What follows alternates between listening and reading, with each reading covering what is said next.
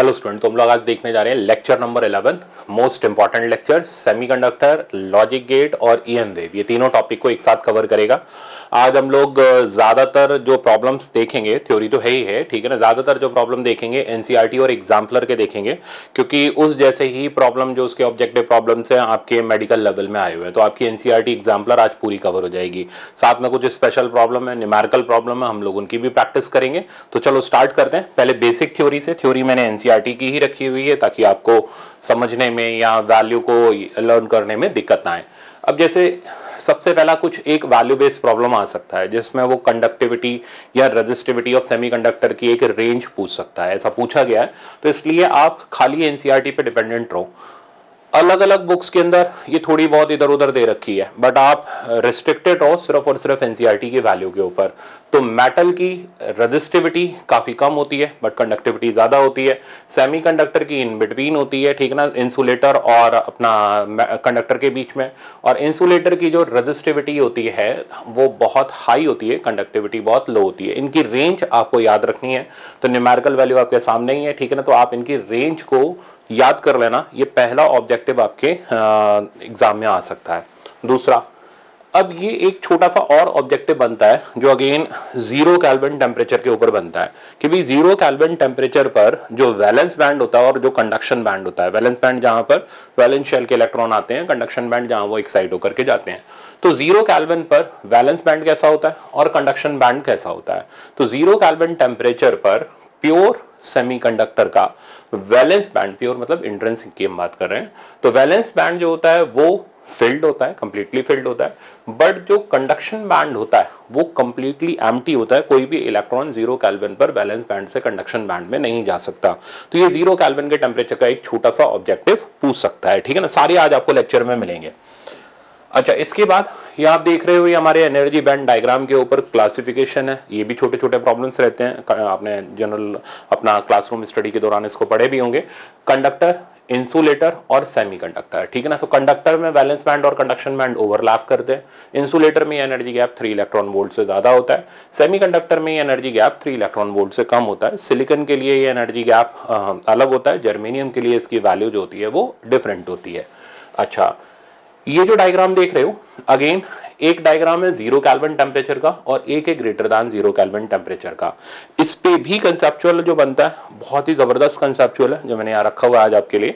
तो 0 kelvin temperature पर आप देख रहे हो वैलेंस बैंड तो फिल्ड है बट कंडक्शन बैंड एम्प्टी है।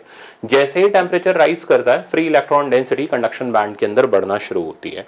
अब आपको याद है हम लोगों ने करंट इलेक्ट्रिसिटी के अंदर ये भी देखा था कि टेम्परेचर बढ़ने के साथ साथ फ्री इलेक्ट्रॉन डेंसिटी तो बढ़ती है बट साथ में टाउ का जो वैल्यू होता है वो कम होता है, ठीक है ना। तो कौन सी चीज कहाँ डोमिनेट करती है? तो कंडक्टर्स के अंदर, ठीक है ना, कंडक्टर्स के अंदर टेम्परेचर बढ़ने से फ्री इलेक्ट्रॉन डेंसिटी के ऊपर इतना ज्यादा इफेक्ट नहीं होता जितना टाउ के ऊपर इफेक्ट होता है। इसलिए कंडक्टर के अंदर टाउ डोमिनेटिंग होता है, ठीक है ना। और सेमीकंडक्टर के अंदर एन डोमिनेटिंग होता है। तो ये हमारे बेसिक थ्योरी पॉइंट्स के अंदर आज आपको इसका प्रॉब्लम मिलेगा। तो सेमीकंडक्टर का टेम्परेचर बढ़ाने से फ्री इलेक्ट्रॉन डेंसिटी ज्यादा बढ़ती है एज कंपैरिजन टू टाउ, इसलिए सेमीकंडक्टर की कंडक्टिविटी टेम्परेचर बढ़ाने के साथ साथ बढ़ती चली जाती है या रेजिस्टिविटी कम होती चली जाती है। मैंने करंट इलेक्ट्रिसिटी में बताया था, यहां पर भी आपको ऑब्जेक्टिव मिलेगा। ओके, इसके बाद हम कुछ डोप्ड सेमीकंडक्टर के पास आते हैं जिसमें पी टाइप और एन टाइप के हमारे दो एक्सट्रिंसिक सेमीकंडक्टर होते हैं। जब हम एन टाइप की डोपिंग करते हैं तो यहाँ एक डोनर एनर्जी लेवल फॉर्म होता है जो कि कंडक्शन बैंड से थोड़ा सा नीचे होता है और इसका एनर्जी गैप होता है 0.01 इलेक्ट्रॉन वोल्ट।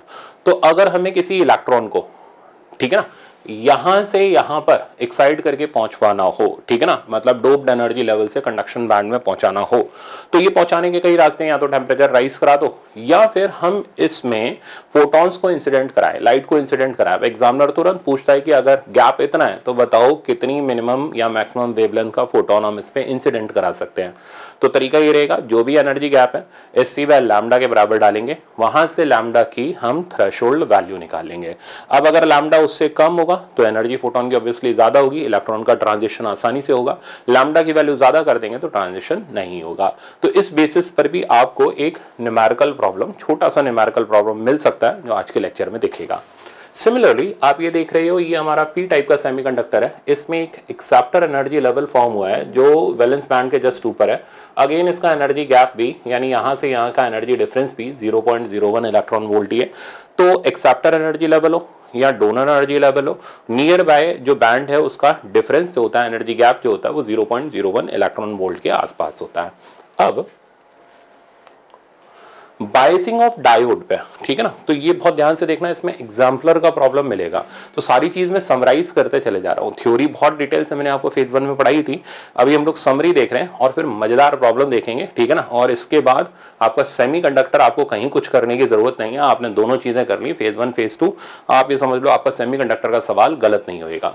अच्छा, अब जैसा आप ये देख रहे हो, बायसिंग का मतलब हम डायोड को कनेक्ट करने जा रहे हैं। तो ये जो V0 है, ये डिप्लेक्शन रीजन का पोटेंशियल डिफरेंस हो गया अनकनेक्टेड स्टेट में, अनबायस्ड स्टेट में, ठीक है ना। इसको हम पोटेंशियल बैरियर भी बोलते हैं। तो यहां से यहां के बीच का पोटेंशियल डिफरेंस हो गया, that is represented by V0, ठीक है ना। और ये V0 तब का पोटेंशियल डिफरेंस है जब हमने डायोड को बाइस नहीं किया, यानी एक्सटर्नल सप्लाई वोल्टेज को हमने जीरो रखा है।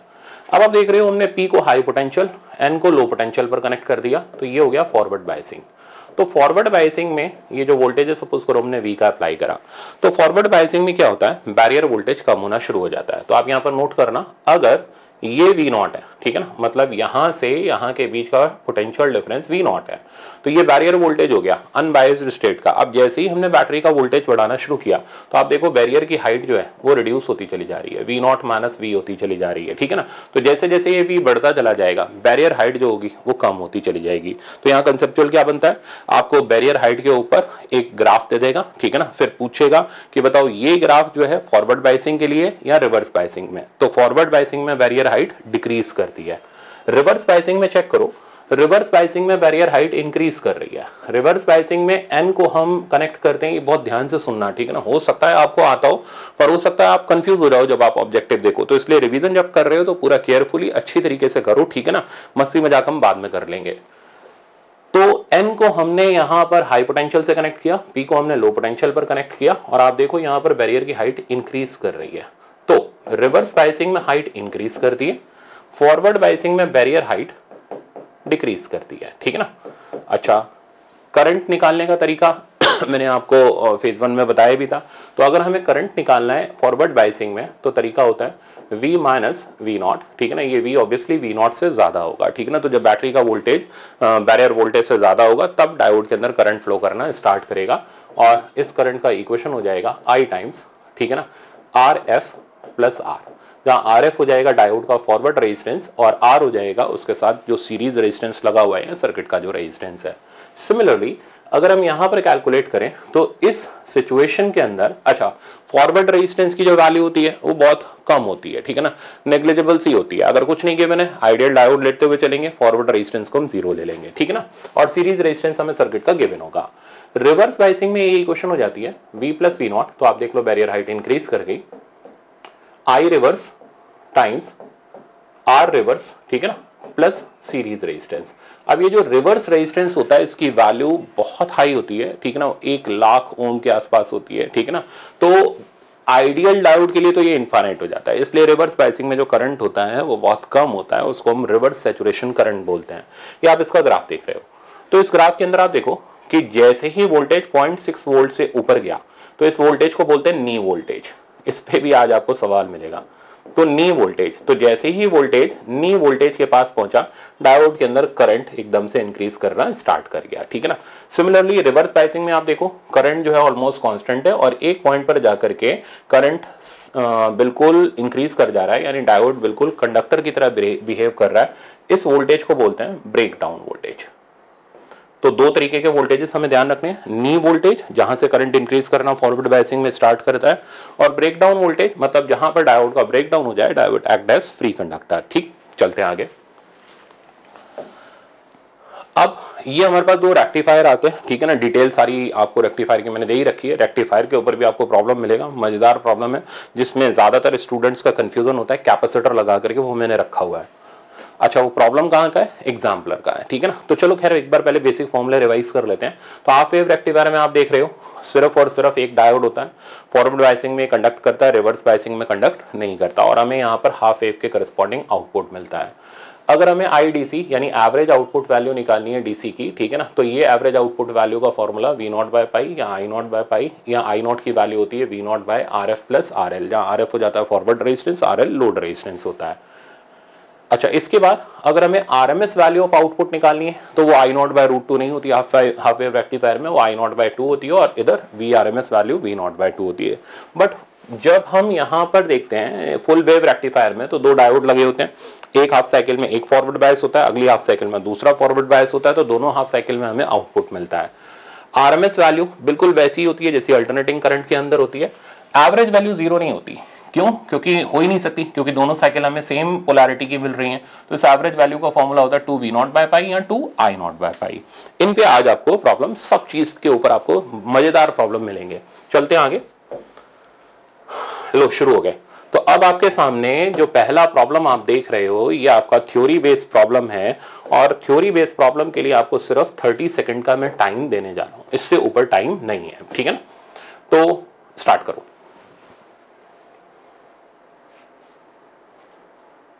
बहुत ही सिंपल है, आप फटाफट से पढ़ के आंसर दे सकते हो।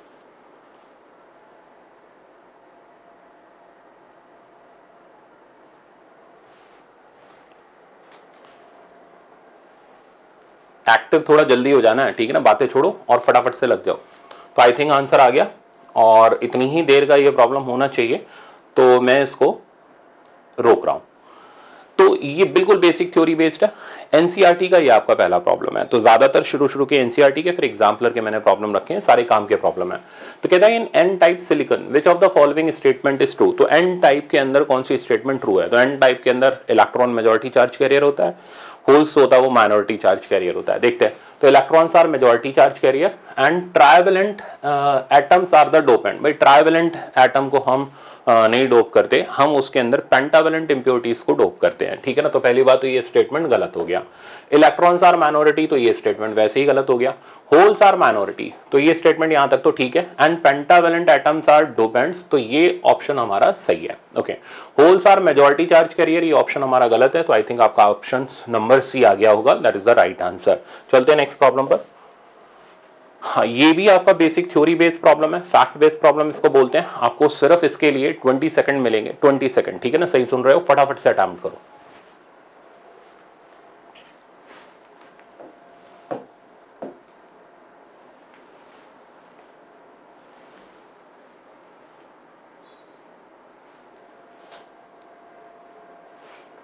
तो स्टॉप। अब देखो इस प्रॉब्लम के अंदर नहीं, ऐसा कोई रॉकेट साइंस नहीं लगानी, बड़ा सिंपल सा है। कार्बन, सिलिकॉन, जर्मेनियम, किसके एनर्जी गैप की वैल्यू ज्यादा होती है, किसके एनर्जी गैप की वैल्यू कम होती है, ठीक है ना। तो देखो कार्बन, सिलिकॉन, जर्मेनियम, ऊपर से नीचे हम बढ़ रहे हैं, ठीक है ना, तो इलेक्ट्रॉन का मूव करना आसान होता चला जाएगा। तो जर्मेनियम में एनर्जी गैप सबसे कम, फिर सिलिकॉन में थोड़ा ज्यादा, फिर कार्बन में सबसे ज्यादा।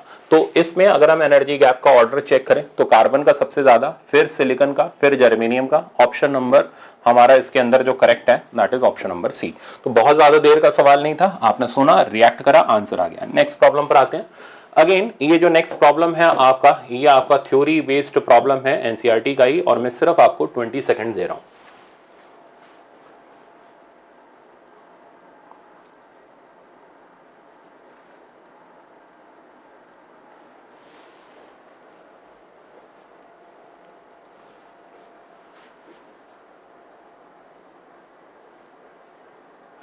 बस अब देखो, शुरू में थोड़ी स्पीड बढ़ाने में आपको एक्सपेक्टेड होगा सर शायद 45 सेकंड देने, वो है ही नहीं लायक इस क्वेश्चन। ये क्वेश्चन इस लायक नहीं है कि इनको 45 सेकंड दिया जाए। वो होते जिसमें हमें एक एक ऑप्शन के ऊपर सोचना पड़ता है। ये तो बेसिक थ्योरी का पार्ट है जिनसे सीधे एनसीईआरटी के ऑब्जेक्टिव बनाए गए जो आपके डायरेक्ट एग्जाम में आ जाते हैं। तो ऐसे में आपको ये फैक्ट्स पता होने चाहिए और तुरंत आपने सुन के रिएक्ट करना है और प्रॉब्लम को टिक कर देना है। तो बोल रहा है in an unbiased PN junction hole diffuses from P region to N region.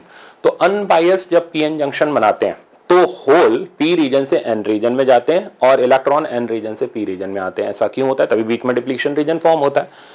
तो ऐसा इसलिए होता है क्योंकि यहाँ होल का कंसंट्रेशन ज्यादा होता है, यहाँ इलेक्ट्रॉन का कंसंट्रेशन ज्यादा होता है, इसलिए होल पी से एन की तरफ जाते हैं और इलेक्ट्रॉन एन से पी रीजन की तरफ आते हैं। इनकी वजह से डिफ्यूजन करंट बनता है, ठीक है ना। और जो माइनॉरिटी चार्ज कैरियर होते हैं उनकी वजह से ड्रिफ्ट करंट बनता है। खैर इसमें करंट के बारे में नहीं पूछा गया, तो ऐसा इसलिए पूछा गया है कि हमें बताना है बस इसमें किस रीजन की वजह से ऐसा होता है। तो free electron and N region attract them, नहीं ऐसा कुछ नहीं होता, अट्रैक्शन की वजह से नहीं आते।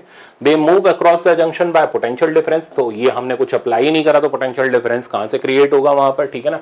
Whole concentration in P region is more as compare to N region, ठीक है ना। तो ध्यान से समझो, पी रीजन में होल कंसंट्रेशन ज्यादा होती है, एन रीजन में इलेक्ट्रॉन की कंसंट्रेशन ज्यादा होती है, होल की कम होती है। तो ये होल के बारे में बात कर रहा है, तो कंसंट्रेशन डिफरेंस की वजह से होल्स का माइग्रेशन पी रीजन से एन रीजन की तरफ होता है। तो इसमें सिर्फ और सिर्फ हमारा ऑप्शन नंबर सी करेक्ट है। नेक्स्ट प्रॉब्लम, नेक्स्ट है आपका फिर से 20 सेकेंड का ये मैं इसमें आपको टाइम दे रहा हूं। फॉरवर्ड बायस पीएन जंक्शन, ठीक है ना। तो मेरे ख्याल से सुन के रिएक्ट कर दोगे आप फटाफट से। पोटेंशियल बैरियर के बारे में आपको बताना है।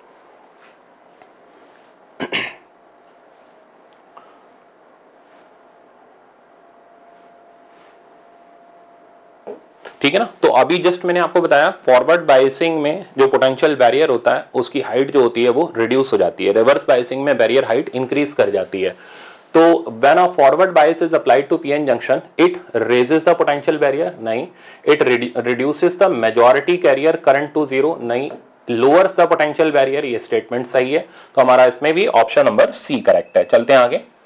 नेक्स्ट जो आप देख रहे हो तो ये भी आपका थ्योरी बेस्ड प्रॉब्लम है और इसके लिए मैं आपको 30 सेकंड दूंगा क्योंकि ये थोड़ा सा थिंकिंग बेस्ड प्रॉब्लम है। सोचो,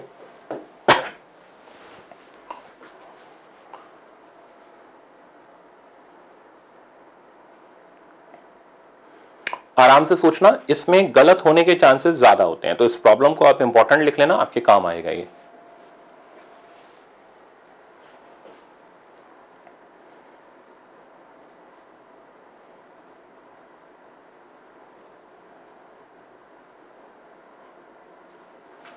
तो मैं इसको रोक रहा हूं। देखो, हालांकि मैंने आपको थ्योरी में पढ़ा दिया, बट अगर आपने नहीं पढ़ा और अचानक से ऐसा प्रॉब्लम पढ़ो तो कंफ्यूजन अराइज करता है कि यार कौन सा ऑप्शन इसमें से करेक्ट है। जैसे conductivity of semiconductor increases with temperature, तो टेम्परेचर के साथ क्यों कंडक्टिविटी बढ़ती है? क्योंकि अब यहाँ कंडक्टिविटी में खाली एन का रोल नहीं है, टाउ का भी रोल है। अब इसमें देखना पड़ेगा डोमिनेटिंग कौन है, एन डोमिनेटिंग है या टाउ। जैसे मैं आपको रो का फॉर्मूला याद दिलाऊं, ठीक है ना। तो रो का जो फॉर्मूला था वो था m upon N E square tau.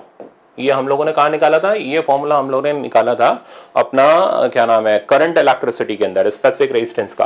तो कंडक्टिविटी का फॉर्मूला देखोगे तो N E square tau by M, ठीक है ना।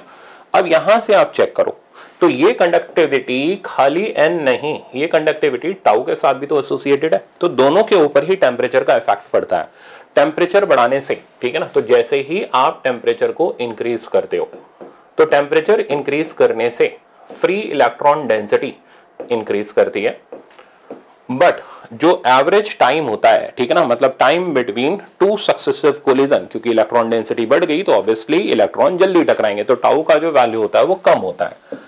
तो अब एक चीज बढ़ रही है, एक चीज कम हो रही है, तो कैसे जस्टिफाई करें, ठीक है ना। हो सकता है कि प्रोडक्ट कांस्टेंट हो जाए, हो सकता है कि प्रोडक्ट ज्यादा, हो सकता है कि प्रोडक्ट कम हो। तो इसमें देखना पड़ेगा डोमिनेटिंग कौन है और नॉन डोमिनेटिंग कौन है। तो सेमीकंडक्टर के अंदर फ्री इलेक्ट्रॉन डेंसिटी का बढ़ना ज्यादा होता है एज कंपैरिजन टू टाउ का कम होना, जबकि रेजिस्टेंस के अंदर उल्टा, टाउ का कम होना डोमिनेटिंग होता है, एन का बढ़ना लेस डोमिनेटिंग होता है। तो इसलिए दोनों का बिहेवियर बिल्कुल रिवर्स होता है। तो इसमें N increases more as comparison to decrease in tau. तो आप ऑप्शन ढूंढते हैं। तो number density of free electron carrier increases, सही है, ठीक है ना।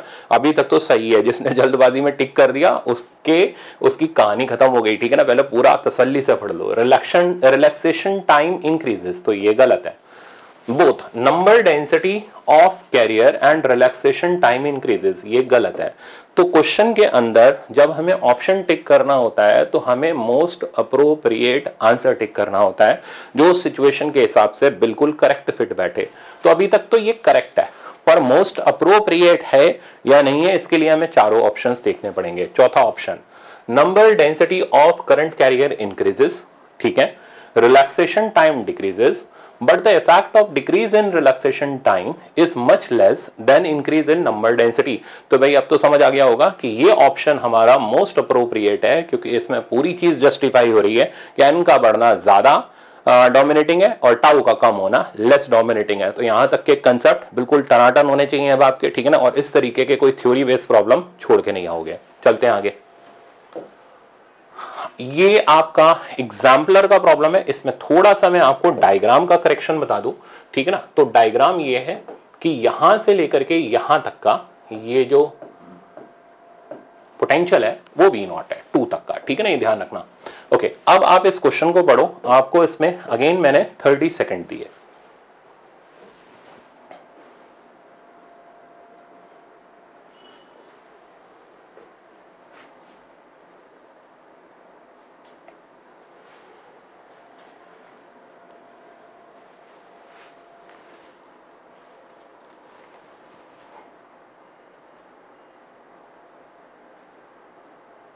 तो आंसर आ गया बहुत से बच्चों का, और आना भी चाहिए, क्योंकि अभी जस्ट आप मेरे से ऐसे थ्योरी सेक्शन में पढ़ के हटे हो।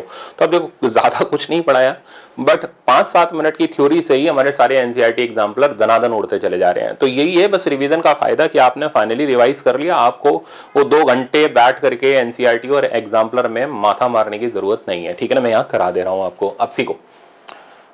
अब प्रोजेक्टाइल में कई बच्चे कहेंगे एनसीईआरटी नहीं कराई, अरे होगी यार तब तो कराऊंगा, उसके अंदर है ही नहीं। प्रोजेक्टाइल न्यूमेरिकल टॉपिक होता है, उसमें क्या थ्योरेटिकल चीज में एनसीईआरटी में से उठा के कराऊंगा, टाइम खराब होगा आपका। तो ये नहीं हर जगह एनसीईआरटी चाटे पड़े हम, नहीं, हमें एनसीईआरटी सिर्फ वहां करनी है जहां हमारे काम की है। यहाँ काम की है तो मैं करा रहा हूँ, ठीक है ना। देखो, V naught is the potential barrier across PN junction when no battery is connected, ठीक है ना। तो हम समझ गए भाई V naught जो है वो यानी ये 2 वाला वो हाइट है, बैरियर हाइट है जब बैटरी कनेक्टेड नहीं है, अनबाइस्ड स्टेट है। तो मैंने आपसे बोला था, और ये एग्जाम्पलर का प्रॉब्लम है, तो मैंने आपसे बोला था कि वो यही पूछेगा, बैरियर हाइट बढ़ा दी, बैरियर हाइट कम कर दी, तो बताओ फॉरवर्ड बाइसिंग है या रिवर्स बाइसिंग है, आ जाओ। तो यहाँ बैरियर हाइट बढ़ रही है, तो बैरियर हाइट बढ़ेगी तो किस में बढ़ती है, वो रिवर्स बाइसिंग में। यानी 1 वाला जो होना चाहिए जिसमें बैरियर हाइट इंक्रीज कर गई, ये रिवर्स बाइसिंग होना चाहिए। जिसमें बैरियर हाइट डिक्रीज कर गई, ये फॉरवर्ड बाइसिंग होना चाहिए, ठीक है ना। तो 1 is reverse biasing and 3 is forward biasing. अब आप ऑप्शन देखो, इसमें एक ऑप्शन डी भी था, मैं लिखना भूल गया यहाँ पे, ठीक है ना, बट इग्नोर करो, ठीक है ना, आपका ऑप्शन इसी में से आ जाएगा। तो 1 एंड 3 बोथ करस्पॉन्ड टू, नहीं, 3 correspond to forward bias and junction and 1 correspond to reverse bias. तो ऑप्शन नंबर इसका हमारा बी करेक्ट है, ठीक है ना। चलते हैं आगे। अब देखो, अब ये आपका जो ग्राफ है ये नी वोल्टेज के ऊपर बेस्ड एक बढ़िया सा कंसेप्चुअल प्रॉब्लम है। तो स्टार्ट करो, इसमें आपको मिल रहे हैं 30 सेकेंड।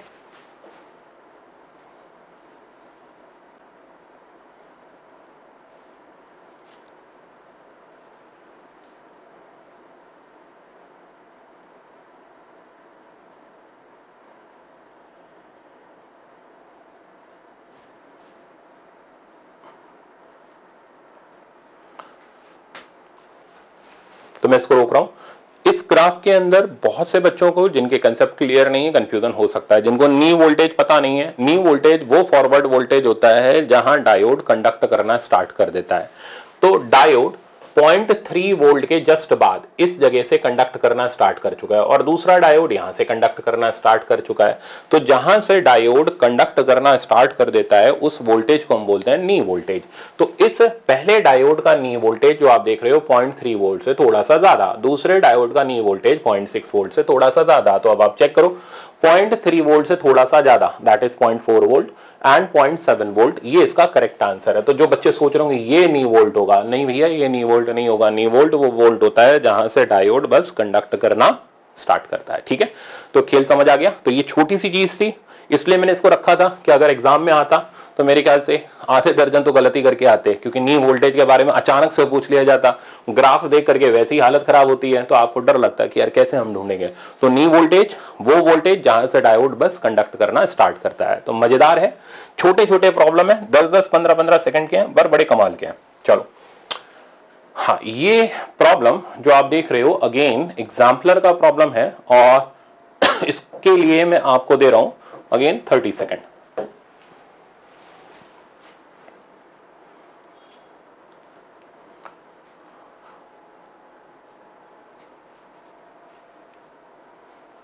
बायसिंग चेक करनी है डायोड की और उस बेसिस पे आपको आंसर करना है। इसमें आप 45 सेकंड भी ले सकते हो। रीजन आपको एक एक ऑप्शन चेक करना है, गलत ना हो इसलिए मैं थोड़ा सा टाइम बढ़ा रहा हूं। आप 45 सेकंड ले लो बट सवाल सही करना।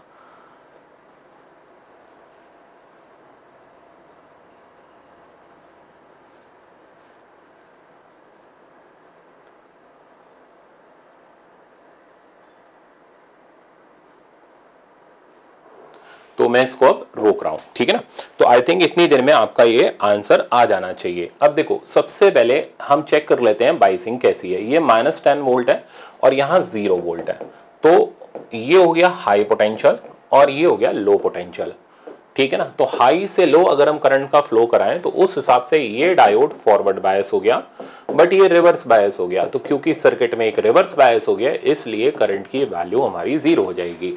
तो ये कह रहा है assuming diode to be ideal, D1 is forward bias, पहला ऑप्शन पढ़ रहा हूं मैं, D2 is reverse bias and hence current flows from A to B। तो भाई फ्लो करेगा नहीं, ऑप्शन गलत है। D2 is forward bias and D1 is reverse bias, ठीक है ना, and hence no current flows from B to A and vice versa। आप देखते हैं D2 forward bias, ठीक है, D1 reverse bias and hence no current flow from B to A, यानी कि B से A या A से B vice versa का मतलब ये हुआ।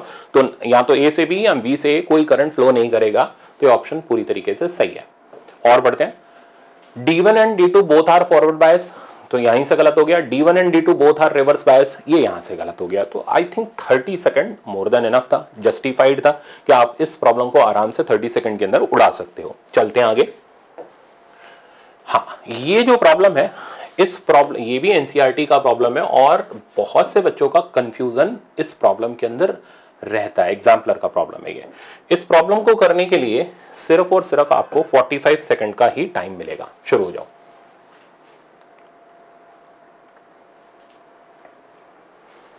आपको कैपेसिटर का वोल्टेज निकालना है।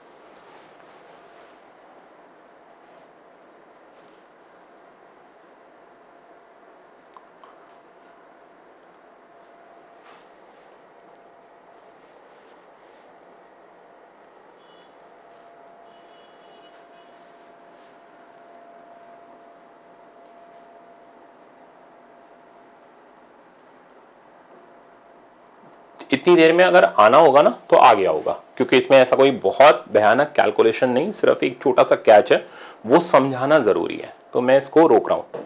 सुनो बेटा, कैपेसिटर का वोल्टेज पूछा है, कौन सा वोल्टेज कौन सा वोल्टेज कैपेसिटर का, तो ये हमें समझना पड़ेगा। कैपेसिटर में जब वोल्टेज पूछा जाता है तो और कुछ नहीं लिखा होता तो वो होता है स्टेडी स्टेट का वोल्टेज, ठीक है ना। स्टेडी स्टेट यानी जब कैपेसिटर कंडक्ट करना बंद कर दे, वो तब होगा जब इधर का voltage peak value of voltage को टच करेगा। अब जैसा आप चेक कर रहे हो हाफ वेव रेक्टिफायर है, तो यहां का जो वोल्टेज हमें मिलेगा पीक वैल्यू, ठीक है ना, वो V0 ही मिलेगा। V0 यानी सप्लाई से आने वाले वोल्टेज का पीक ही हमें मिलेगा। तो अगर हमें यहाँ कैपेसिटर लगा हुआ मिल रहा है और हमसे उस कैपेसिटर का, ठीक है ना, बहुत ध्यान से ये शब्द सुनना, हमसे उस कैपेसिटर का वोल्टेज पूछ रहा है, दैट मींस हमें स्टेडी स्टेट वोल्टेज निकालना है। तो वो स्टेडी स्टेट वोल्टेज हो गया V0 और V0 यानी पीक वैल्यू ऑफ वोल्टेज जो यहाँ से सप्लाई हो रहा है उसकी वैल्यू हो गई VRMS × √2, ठीक है। तो रिजल्ट आ गया हमारे पास 220√2। जबकि अगर यहाँ रेजिस्टेंस लगा हुआ होता तो ऐसा नहीं होता। रेजिस्टेंस में जब वोल्टेज पूछा जाता है तो वो voltage RMS value of voltage होता है। पॉइंट समझ आया। कैपेसिटर में ऐसा नहीं होता, तो इसलिए आधी जनता यहाँ कंफ्यूज हो जाती है। तो रेजिस्टेंस लगा हो then you have to find out RMS value of voltage, और हाफ वेव रेक्टिफायर का RMS value of voltage V0/2 होता है। अब V0 की वैल्यू हो गई 220√2/2 करोगे तो वो आपको रेजिस्टेंस का RMS वोल्टेज मिलेगा। खेल समझ आ गया। कॉपी में चाहिए लिख लेना, ठीक है ना, कि कैपेसिटर लगाओ तो कैसे करना है, रेजिस्टेंस लगाओ तो कैसे करना है, क्योंकि लास्ट में जाकर के एकदम से सब भूल जाते हैं। और ये चीज आपको एग्जाम से पहले जरूर एक बार देख करके जानी है। हो सकता है इस पे सवाल आ जाए, क्योंकि मेरे घर का तो है नहीं, एग्जाम्पलर का ही है। और एग्जाम्पलर के 2 से 3 प्रॉब्लम मैंने जब सिलेक्ट कर रहा था तो ऐसे लगे जो रिसेंटली अभी आए हुए हैं, उन्हें मॉडिफाई करके आपके एग्जाम में डाला गया। मैं भी दिखाऊंगा थोड़ी देर में, ठीक है ना। तो आई थिंक समझ आ गया कैपेसिटर में कैसे करना है और रेजिस्टेंस में कैसे करना है। तो ऑप्शन डी करेक्ट। अब हम आते हैं फिर से, ये भी एग्जाम्पलर का प्रॉब्लम है और ये तकरीबन हर एक टेस्ट सीरीज के अंदर आप जरूर देखोगे। इसको एडवांस लेवल प्रॉब्लम बोला जाता है, ठीक है ना। मैं आपको इसको करने के लिए पूरा 1 मिनट का टाइम दे रहा हूं, ठीक है ना। है थ्योरेटिकल पर बहुत अच्छा है, ठीक है ना। आपको इसको 1 मिनट लेकर के थोड़े ठंडे दिमाग से सोचना चाहिए, करना चाहिए। इस प्रॉब्लम में डिफिकल्टी लेवल ज्यादा होता है, इसलिए कम ही बच्चे इसको अटेम्प्ट कर पाते हैं।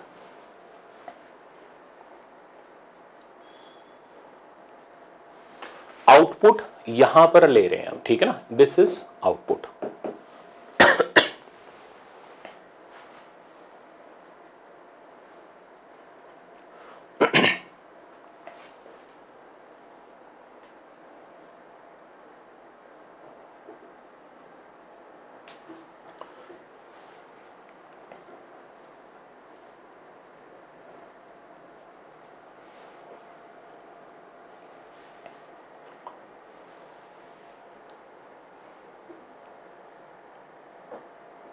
तुक्के मत मारना ऐसे प्रॉब्लम में, ठीक है ना। तो मैं इसको अब रोक रहा हूं, जिन बच्चों को नहीं आया वो जरूर ध्यान से कंसेप्ट सीख लो। देखो, पहली चीज, बहुत से बच्चों को ये लग रहा होगा कि ये तो हाफ वेव रेक्टिफायर है। पहले क्लियर कर लो, हाफ वेव रेक्टिफायर में माना मैंने सिंगल डायोड होता है, बट हाफ वेव रेक्टिफायर का सर्किट ऐसा होता है, इसमें हम जो वोल्टेज लेते हैं, आउटपुट वोल्टेज लेते हैं, वो रेजिस्टेंस के अक्रॉस लेते हैं, डायोड के अक्रॉस नहीं लेते। तो एक चीज यहां गणित गड़बड़ हो गई कि हाफ वेव रेक्टिफायर सुन करके आप तुरंत लपक गए, ठीक है ना, और वहां पर आपने सोचा ये तो हाफ वेव रेक्टिफायर है, टिक कर देंगे हाफ वेव रेक्टिफायर वाला आंसर। नहीं, आपको कायदे से सोचना पड़ेगा। एक एक कंसेप्ट जो यहाँ पर दिया जा रहा है बहुत इंटरेस्टिंग है, संभाल करके सीखो। तो हाफ वेव रेक्टिफायर हम इसे तब बोलते जब हम रेजिस्टेंस के अक्रॉस आउटपुट लेते, पर आउटपुट तो ये अगला डायोड के अक्रॉस ले रहा है, तो डबल पंगे हो गए।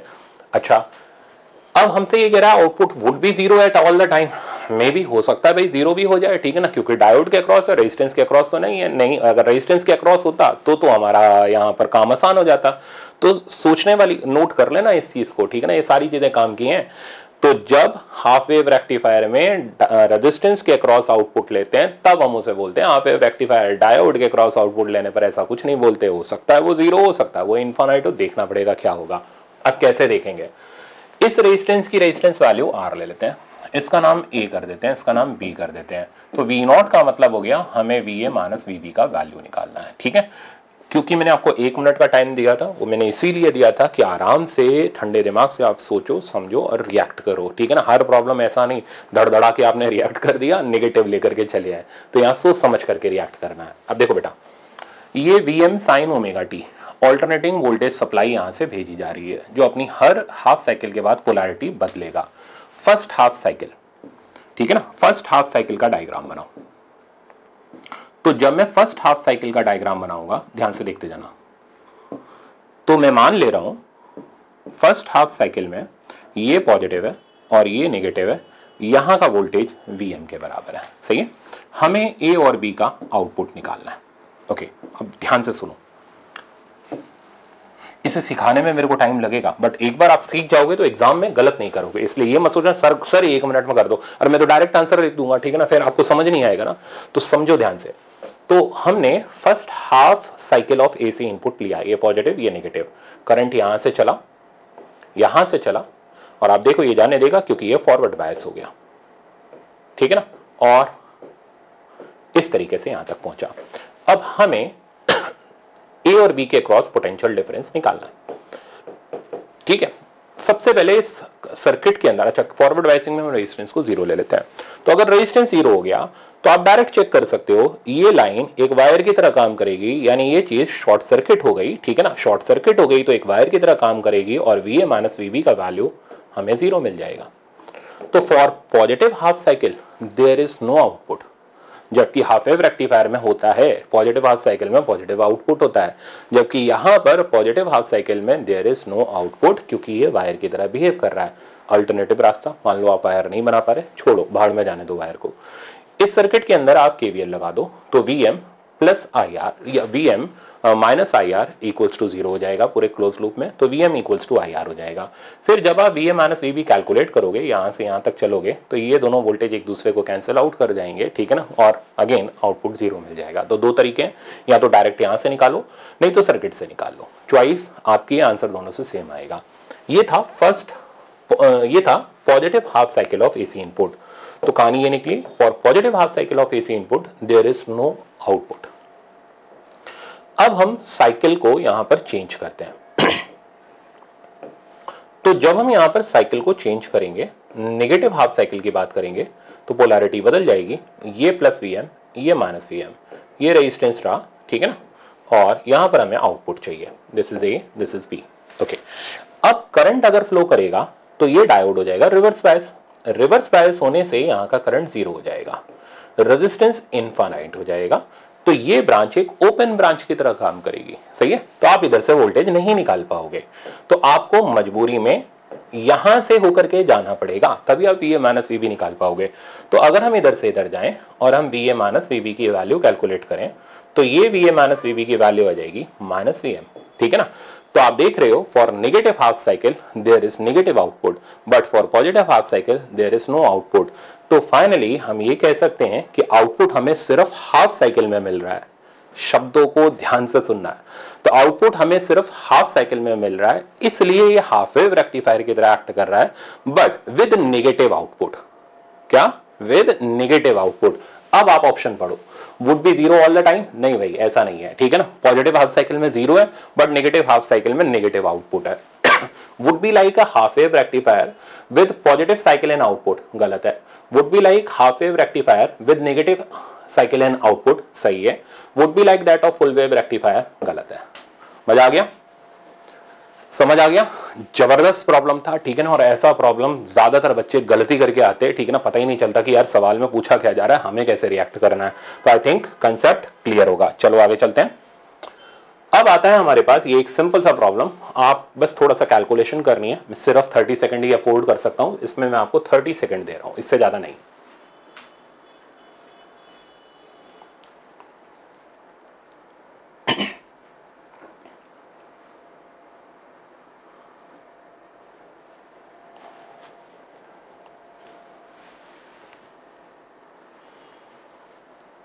कैलकुलेशन में हाथ पांव कमजोर है तो हो सकता है आप 1 मिनट तक खींच जाओ, बाकी अदरवाइज एक लाइन का ही प्रॉब्लम है, ठीक है। तो मैं इसको रोक रहा हूँ क्योंकि इसमें ज़्यादा कुछ खास नहीं है, बस ये करवाना था ताकि आप लास्ट मोमेंट पे याद रखो।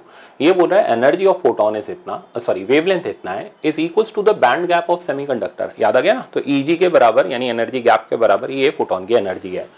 Minimum energy required to create electron hole pair, तो मिनिमम एनर्जी जो होनी चाहिए वो बैंड गैप की एनर्जी के ही बराबर होनी चाहिए। तो Emin का जो वैल्यू हो गया वो Sc by lambda naught threshold के ही बराबर हो गया। Sc की वैल्यू 12400 इलेक्ट्रॉन वोल्ट एंगस्ट्रॉम, ठीक है ना, डिवाइडेड बाय 5890, ठीक है ना। आंसर आ जाएगा हमारा इलेक्ट्रॉन वोल्ट में, बस कैलकुलेशन कर लो, मैंने किया हुआ है इसलिए मैं डायरेक्ट लिख दे रहा हूँ। तकरीबन 2.1 के आसपास आपको आंसर मिलेगा। तो ऑप्शन नंबर हमारा सी है। मान लो नहीं हो रही, छोड़ दो, 6000 ले लो यार, क्यों माथा फोड़ रहे हो उसमें।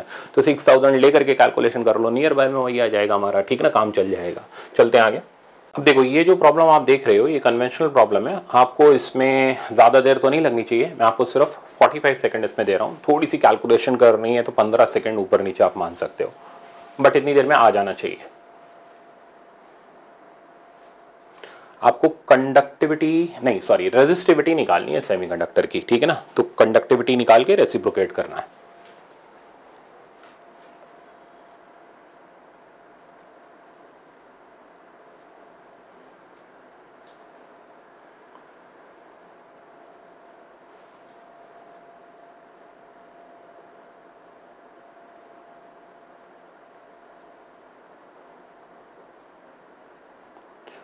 फिफ्टीन सेकंड और ले सकते हो अगर आपको कैलकुलेशन में टाइम लग रहा है।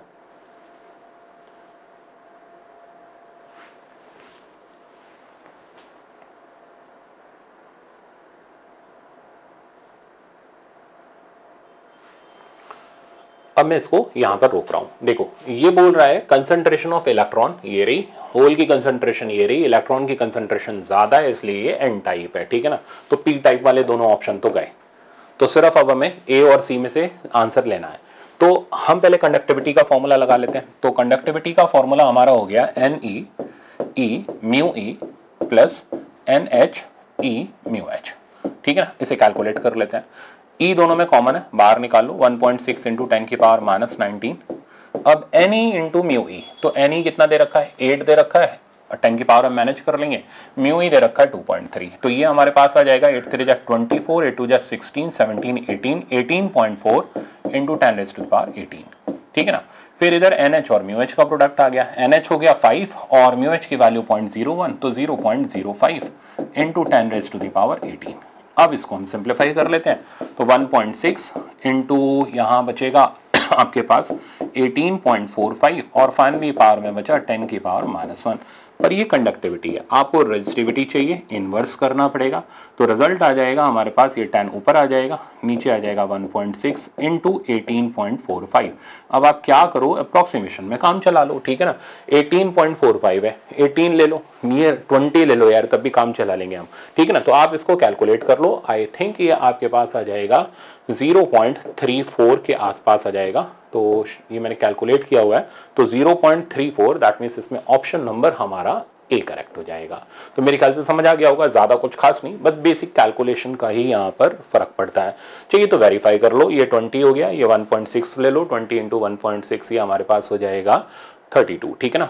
10 डिवाइडेड बाय 32, 32 को मारो गोली 30 ले लो, 1/3.33 होता है, तो ऐसी बातों बातों में आ गया, ठीक है ना।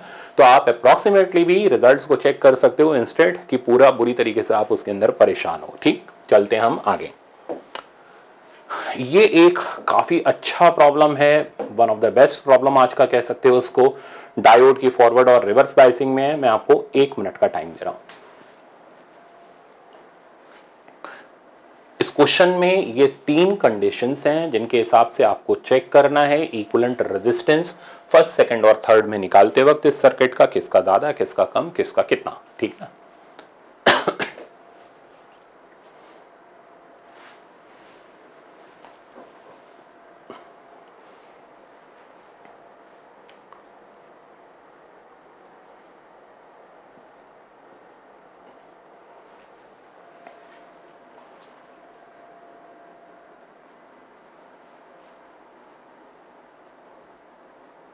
मुश्किल नहीं है, बस थोड़ा सा सोचोगे आ जाएगा आपका, और ऐसा कैलकुलेटिव भी नहीं है।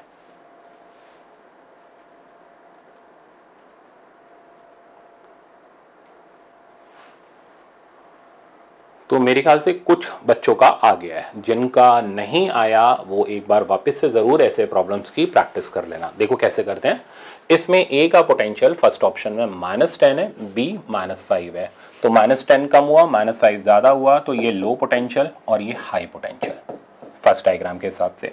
तो अब चेक करो, ये फॉरवर्ड बायस हो गया, ये दोनों डायोड रिवर्स बायस हो गए, तो ये ब्रांच ओपन ब्रांच, ये ब्रांच ओपन ब्रांच, यानी सर्किट जो रहेगा फर्स्ट डायग्राम के अंदर वो ऐसा रहेगा, R/4, ठीक है ना, इधर R और इधर R/4। तो आप तो आराम से निकाल लोगे इक्विवेलेंट रेजिस्टेंस, तो इक्विवेलेंट रेजिस्टेंस फर्स्ट ऑप्शन में हमारे पास आ गया 3R/2।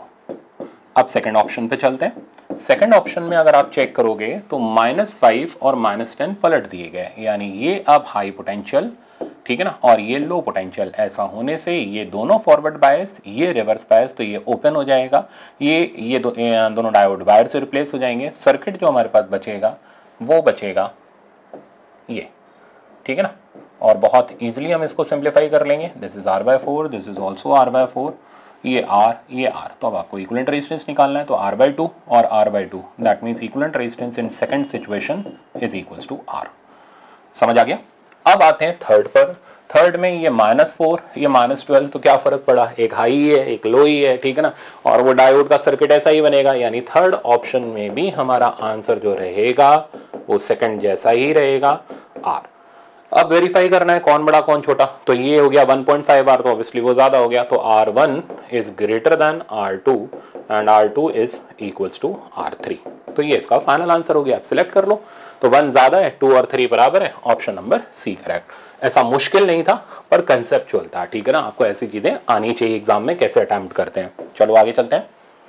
ये भी अच्छा प्रॉब्लम है, बट मैंने फेज 1 में कराया हुआ है, इसलिए आपको कर लेना चाहिए। इसके लिए सिर्फ और सिर्फ आपको मिलते हैं 30 सेकेंड।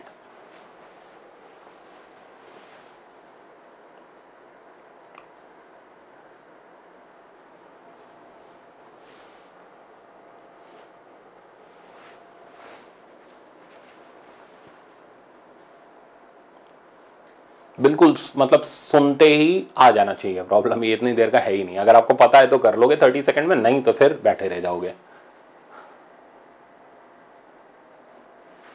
तो मैं इसको रोक रहा हूं। अब देखो, मैंने आपको फेज 1 में कंसेप्ट सिखाया था, दो डायोड जब पैरेलल में लगे हुए हों तो जिसका पोटेंशियल कम होता है, जिसका बैरियर वोल्टेज कम होता है, नी वोल्टेज कम होता है, उसी के अकॉर्डिंग करंट फ्लो करता है। तो सिलिकॉन का 0.3 होता है, जर्मेनियम का 0.7 होता है, तो इसका मतलब 0.3 वोल्ट आते ही ये कंडक्ट करना स्टार्ट कर देगा, ठीक है ना। तो 0.3 वोल्ट आते ही यहां से कंडक्शन स्टार्ट हो जाएगा, बट जर्मेनियम कंडक्ट नहीं करेगा, तो डोमिनेट करेगा सिलिकॉन। तो अब हमें यहाँ का वोल्टेज कैलकुलेट करना है। ये अर्थिंग है, ये 12 वोल्ट है। आप सर्किट को ऐसे रीडिज़ाइन कर सकते हो, ये 12 वोल्ट, ठीक है ना। बैटरी लगा लो इधर, यहाँ पर सिलिकॉन डायोड हमारे लिए कंडक्टिंग डायोड का काम कर रहा है, जिसका बैरियर वोल्टेज 0.3 वोल्ट है, ठीक है ना। ये हम बैरियर वोल्टेज बोल रहा हूँ, न्यू वोल्टेज 0.3 वोल्ट है। ये हमारे पास इधर आ गया 2.2 किलो ओम का रेजिस्टेंस, जिसका आउटपुट वी हमें निकालना है। तो केवीएल लगा लो, तो ये minus A is equals to इसका वोल्टेज। तो वोल्टेज की वैल्यू जो हमारे सीरीज रेजिस्टेंस की आ गई 12 माइनस 0.3, दैट मीन्स 11.7 वोल्ट। सही है, तो ऑप्शन ए करेक्ट। तो मेरे ख्याल से अब तो कहानी समझ आ गई होगी, ठीक है ना। तो पैरेलल में कौन डोमिनेट करेगा, जिसका नी वोल्टेज कम होगा। चलो चलते हैं अगले पर। ये अब कुछ छोटे मोटे थ्योरेटिकल पॉइंट्स आते हैं, एक बार वापस याद दिला दूं। ये स्पेशल पर्पस डायोड है। इनमें जनरली जैसे जेनर डायोड है, इसके तो मैंने आपको काफी न्यूमेरिकल फेज 1 में भी कराए थे। कुछ मैंने यहाँ थ्योरी पॉइंट भी रखे हैं, न्यूमेरिकल भी रखा हुआ है, रिवाइज हो जाएगा अच्छे से। जेनर डायोड हमेशा रिवर्स बायसिंग में लगता है।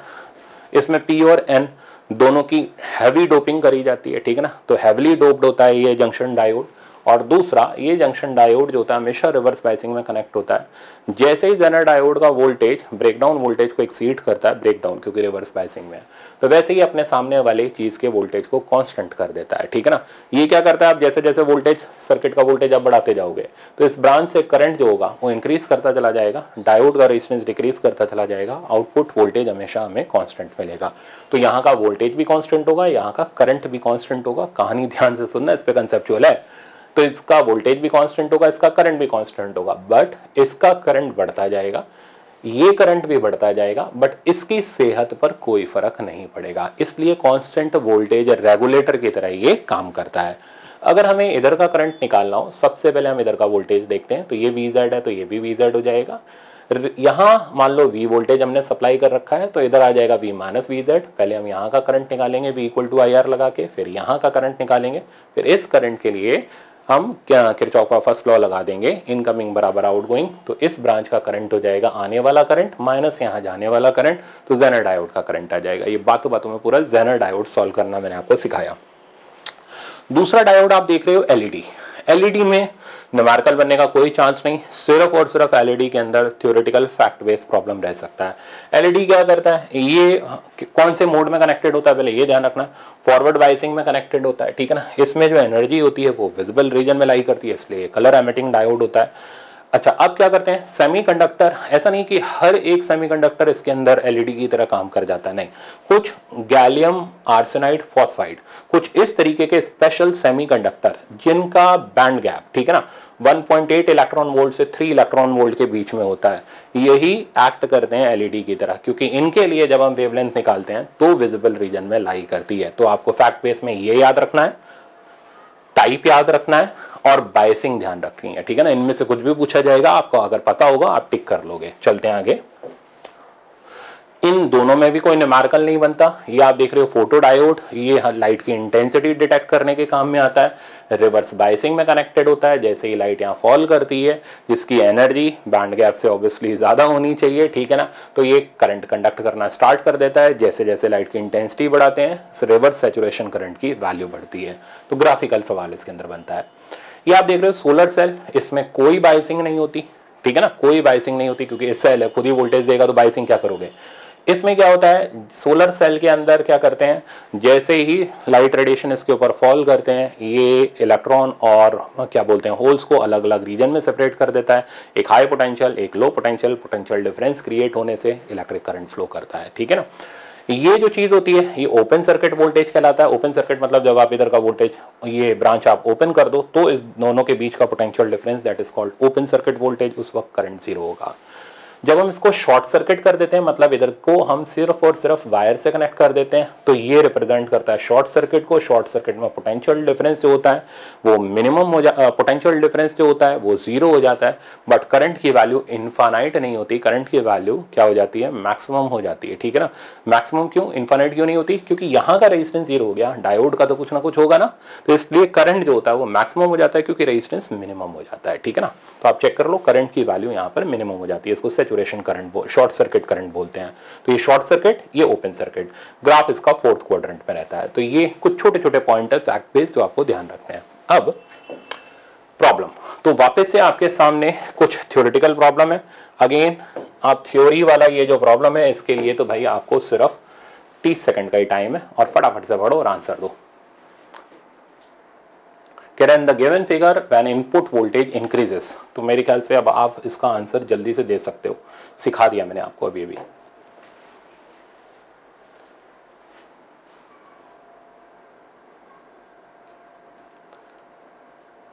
आ गया, इतनी ही देर का है, बस 20 सेकंड के अंदर आ जाना चाहिए आपका ये, अगर एक बार आप पढ़ चुके हो।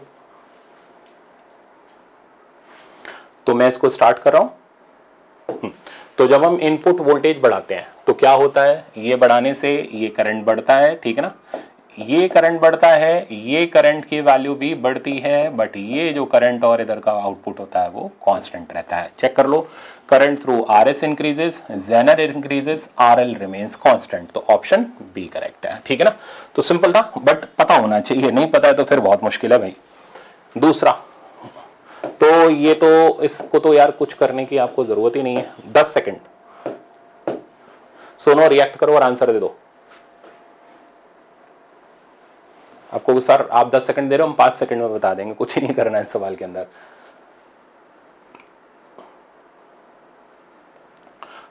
तो मेरे ख्याल से तो आ ही गया होगा ये आपका। ठीक है ना, तो जेनर डायोड के अंदर बेसिक थ्योरी है, both P and N ends are heavily doped.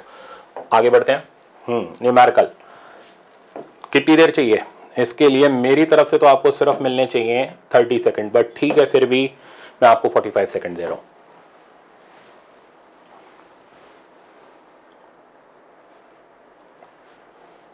$45 second के अंदर आपको ये प्रॉब्लम अटेम्प्ट करना है।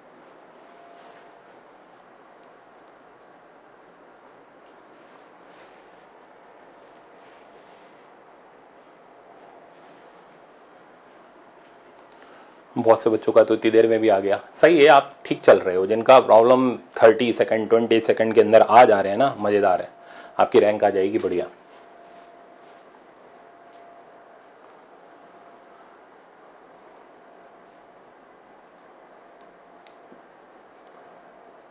तो मैं टाइमर रोक देता हूँ। अब एक बार आ जाओ, करते हैं इसको खत्म। कैसे करेंगे, सबसे पहले जेनर से शुरू हो जाओ। यहाँ का 6 वोल्ट, तो इधर का वोल्टेज 6 वोल्ट। 16 में से 6 इधर चला गया तो यहाँ का वोल्टेज हो गया 10 वोल्ट। अब आप पहले इधर का मेन करंट निकालो V/R करके, तो ये करंट आ जाएगा 10 मिली एम्पियर। फिर आप इधर का करंट निकालो V/R करके 6 मिली एम्पियर। अब यहाँ से 10 आ रहा है, इधर 6 गया तो यार इधर कितना गया 4 मिली एम्पियर। बताओ, कुछ नहीं करना होता है। ठीक है ना, आंसर आ गया सेकंड करेक्ट। तो मतलब मेरे हिसाब से तो दुनिया का सबसे आसान न्यूमेरिकल जो बनेगा वो जेनर डायोड का ही बनेगा। अब आपको अगर नहीं सर अभी एक और आसान था जिसमें वो एनर्जी गैप SC/λ डालना था, ठीक है, दोनों ही आसान है, आप जो मर्जी चाहिए कर सकते हो, बस गलत मत करना। नेक्स्ट देखो ये तो यार आपका आया हुआ प्रॉब्लम है, मैंने बस इसलिए रख दिया ताकि आपको आइडिया लग जाए कि आपके एग्जाम में जो प्रॉब्लम आ रहा है वो इसी तरीके का है। तो पहचान लो, मैं सिर्फ 15 सेकंड दे रहा हूं इसमें।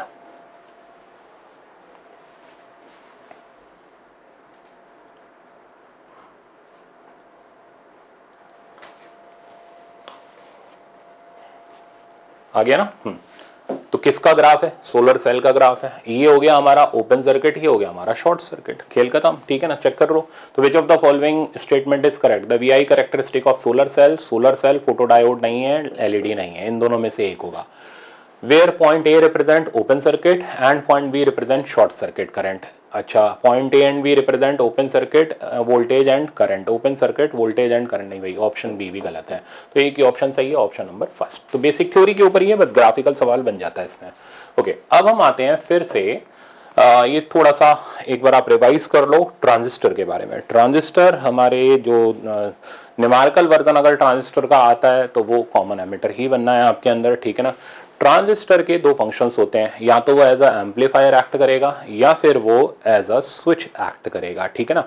तो अगर transistor as an amplifier act करेगा, ठीक है ना, तो एम्पलीफायर की तरह एक्ट करने के लिए उस ट्रांजिस्टर का एक्टिव रीजन में होना जरूरी है, ठीक है ना। तो ये कंसेप्चुअल बनता है इस पे।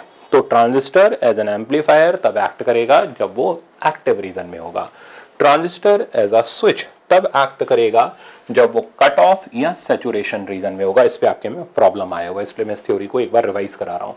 तो स्विच की तरह फर्स्ट और थर्ड रीजन, और एक्टिव रीजन में हमारा ट्रांजिस्टर की तरह एक्ट करता है, ठीक है, सॉरी एम्पलीफायर की तरह एक्ट करता है।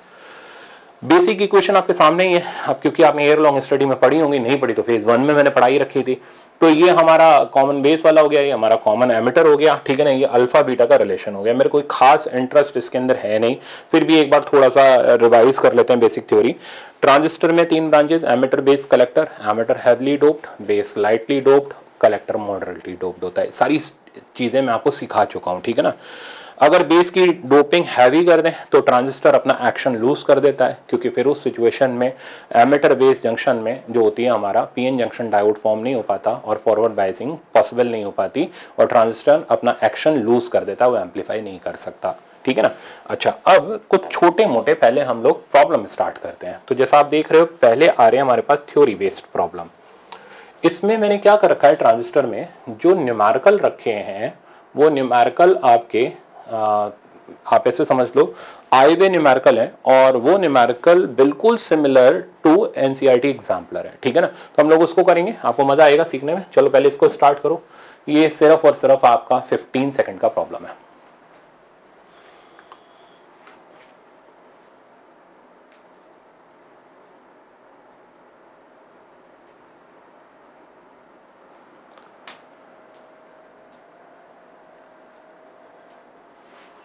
तो आई थिंक इतनी देर में हो जाना चाहिए। तो ये बोल रहा है इन transistor the base is made very thin and lightly doped with an impurity to save the transistor from heating effect, गलत। To enable the emitter to emit small number of electron and hole, बिल्कुल गलत। To enable the collector to collect 95% of hole, बिल्कुल ठीक, क्योंकि अगर base जो रहेगा heavily doped रहेगा तो ज्यादातर करंट बेस से होकर के चला जाएगा, कलेक्टर तक बेचारे तक कुछ भी नहीं पहुंचेगा, फिर वो एम्पलीफिकेशन कहां से करेगा। तो बेस का थिन होना इसलिए जरूरी है ताकि कलेक्टर तक 95% होल इलेक्ट्रॉन पहुंच पाए जो एमिटर रीजन से एमिट हो रहे हैं। तो ये इसका करेक्ट ऑप्शन है, ठीक है ना। चलते हैं आगे। ये भी आपका थ्योरेटिकल प्रॉब्लम है और ये आया हुआ प्रॉब्लम है, तो आप इसको सिर्फ 15 सेकंड के अंदर जल्दी से अटेम्प्ट करो। ट्रांसफर कैरेक्टरिस्टिक दे रखी है, ठीक है ना, और आपको इसमें पता करना है स्विच की तरह ट्रांजिस्टर किस में यूज होगा।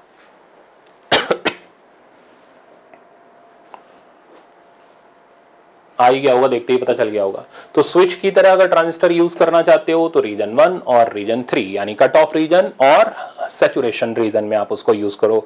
एम्पलीफायर की तरह यूज करना चाहते हो, अभी जस्ट मैंने बताया, तो एक्टिव रीजन के अंदर यूज करो। तो both in region 1 and 3, option number 4 correct है। नेक्स्ट देखते हैं। अब देखो यार, हम आगे न्यूमेरिकल पर, क्योंकि ट्रांजिस्टर में न्यूमेरिकल नहीं करे तो फिर क्या करा।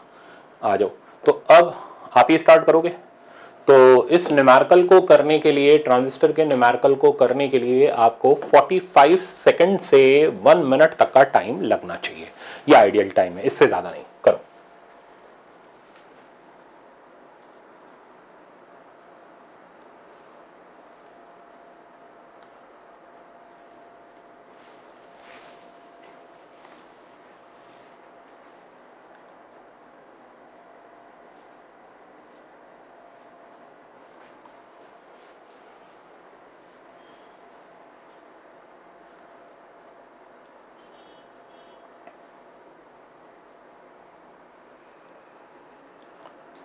तो आ गया बहुत से बच्चों का आंसर, सेकंड ऑप्शन जहां तक मेरे को ध्यान है इसका करेक्ट है।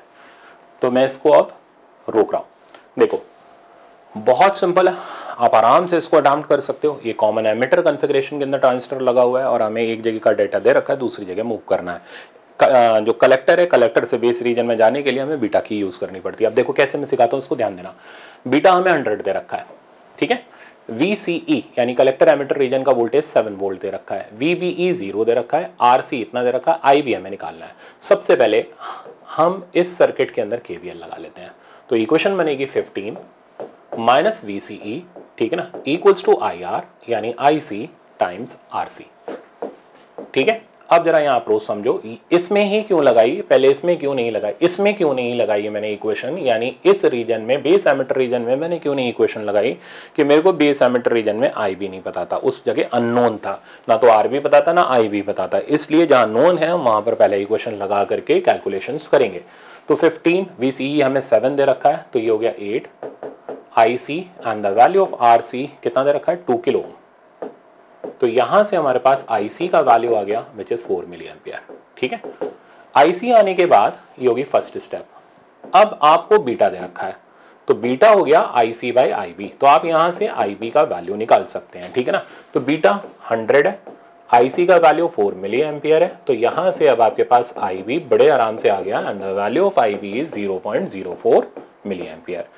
मैं ये चाहता हूं कि इसमें हम RB और कैलकुलेट करें, ठीक है ना। तो मैं चाहता हूं आप RB और कैलकुलेट करो, तो मैं आपको सिर्फ 15 सेकंड और दे रहा हूं, IB का कैलकुलेशन करो। पूछा नहीं गया बट मेरी तरफ से करो।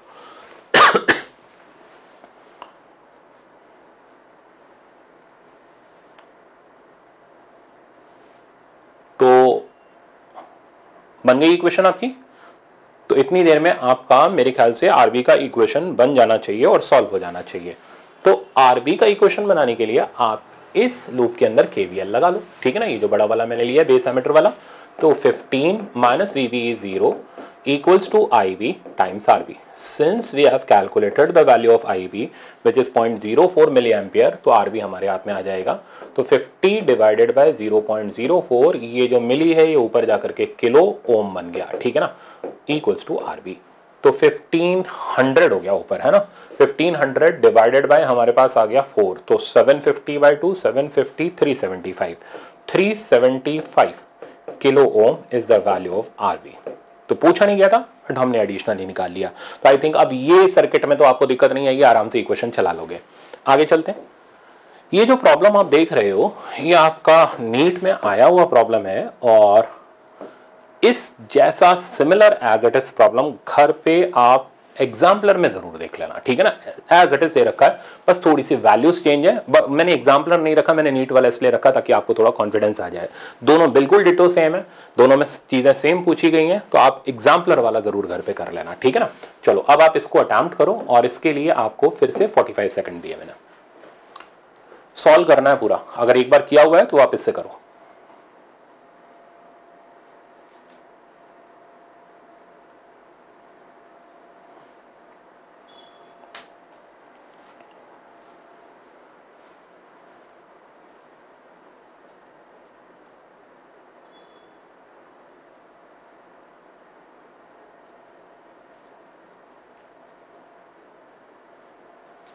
है ना, सिमिलर कंसेप्ट के ऊपर है, जैसा अभी आप सीख करके आए बिल्कुल सेम वैसे ही कंसेप्ट के ऊपर है।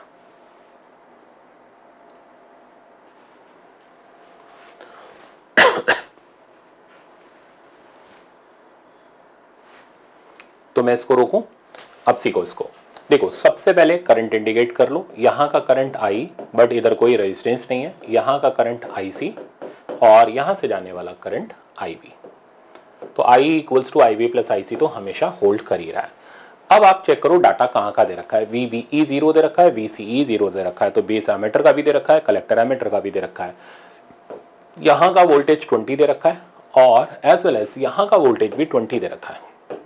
पता क्या करना चाह रहा है, IC भी निकालो, IB भी निकालो, बीटा भी निकालो। तो चलो सबसे पहले इसमें इक्वेशन लगा लेते हैं। तो यहाँ का पोटेंशियल डिफरेंस हो गया 20 माइनस VCE, तो 20 minus VCE equals to IC into ये वाला रेजिस्टेंस 4 किलो ओम, सही है। और इधर कोई रेजिस्टेंस है नहीं, इधर होता तो पापड़ बेलने पड़ जाते, फिर इक्वेशन बहुत लंबी निकलती, किलोमीटर के हिसाब से सवाल सब्जेक्टिव बन जाता है, ठीक है ना। ये मैंने बताया हुआ है आपको ऐसे। VCE 0 हो गया, तो 20/4 milli ampere equals to the value of IC, तो IC हमारे पास आ गया 5 मिली एम्पियर। ओके, अब हम IB पर आते हैं। IB निकालने के लिए हम इस ब्रांच के अंदर सेम KVL लगा लेते हैं। पोटेंशियल डिफरेंस हो गया 20 minus VBE equals to IBRB, तो IB इंटू 500 किलो ओम, ठीक है ना। तो 20 डिवाइडेड बाय 500, VBE 0 है, ये हो गया हमारे पास मिली एम्पियर में IB का वैल्यू। तो ये रिजल्ट आ रहा है हमारे पास 1/25, तो 1/25 मिली एम्पियर मतलब 0.04 मिली एम्पियर। अब 0.04 मिली एम्पियर में दे रखा है या माइक्रो एम्पियर, वो देखना पड़ेगा। तो माइक्रो में दे रखा है तो यार हमें माइक्रो में कन्वर्ट करना पड़ेगा। 1000 मल्टीप्लाई कर लो, 1000 मल्टीप्लाई करोगे तो 40 आ जाएगा। तो IB का वैल्यू हमारे पास आ जाएगा 40 माइक्रो एम्पियर। ओके, अब बीटा निकालना है। थर्ड स्टेप बीटा हो गई, बीटा हो गया IC अपॉन IB। तो मेरे ख्याल से ट्रांजिस्टर मुश्किल नहीं है। ट्रांजिस्टर का अगर न्यूमेरिकल आ गया तो आपका जरूर वहां पर सवाल कंप्लीट हो जाएगा, आप अटकोगे नहीं। 40 माइक्रो एम्पियर और दोनों फेजेस का अगर आप रिवीजन करके जा रहे हो तो ट्रांजिस्टर में अटकने का चांस वैसे भी है नहीं, ये आ जाएगा 125। तो अब आप चेक करो क्या क्या ऑप्शंस में आ रहे हैं। 40 micro ampere, 5 milli ampere and beta का value is 125। Option number 4 correct है। तो आई थिंक आराम से समझ आ गया होगा। चलते हैं आगे। ये अब हमारे पास कुछ छोटा मोटा लॉजिक गेट आता है। लॉजिक गेट में क्या है कि 2019 में जो प्रॉब्लम्स आ रहे थे वो थोड़े से अलग टाइप के आ गए। जैसे दिखाऊं, जैसे आप, ये तो बेसिक कन्वेंशनल प्रॉब्लम है, ये हम लोग अभी करेंगे ही करेंगे। लॉजिक गेट के जो प्रॉब्लम आए ये आ रहे हैं, तो सिमिलरली ये आ रहा है। तो जनरली बच्चे इसमें बड़ा कंफ्यूज हैं कि यार ये कैसे करना चाहिए, क्या करना चाहिए इस टाइप के प्रॉब्लम का। तो बहुत आसान तरीका मैं आपको दिखाऊंगा इसको अटेम्प्ट करने का। फिलहाल एक बार क्विक रिवीजन।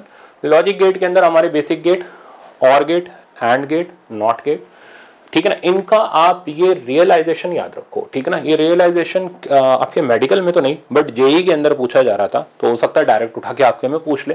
तो रियलाइजेशन ऑफ और गेट में दोनों डायोड होते हैं फॉरवर्ड बायसिंग में, एंड गेट में दोनों डायोड होते हैं रिवर्स बायसिंग में। यहाँ पर ट्रांजिस्टर NPN वाला होता है जो एज अ स्विच की तरह एक्ट करता है, वही हमारा नॉट गेट बनता है। तो याद रखो फॉरवर्ड बायस, रिवर्स बायस और ट्रांजिस्टर, ये हमारा और गेट, एंड गेट और नॉट गेट का रियलाइजेशन हो गया।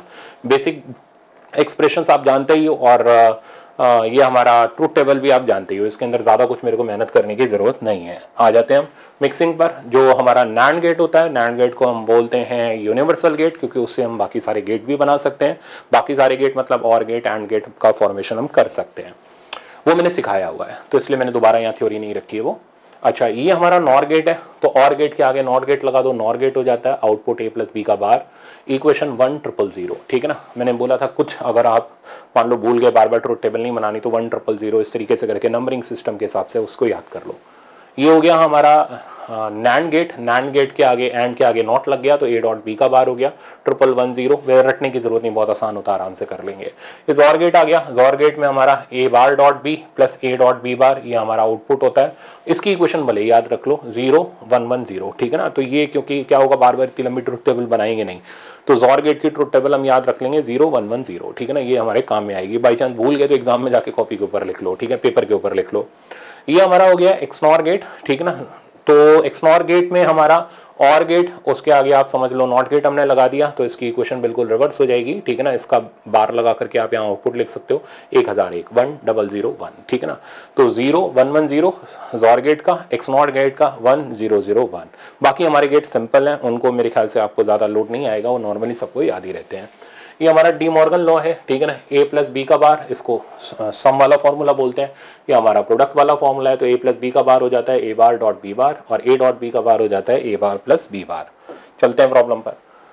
तो पहला प्रॉब्लम आपका ये रहा, और इस प्रॉब्लम में आपको पता करके देना है, इनपुट आपको दे रखा है A और B के फॉर्म में, आपको आउटपुट निकालना है। मेरे हिसाब से इस प्रॉब्लम में आपको 30 to 45 सेकंड के बीच का टाइम लगना चाहिए। करो।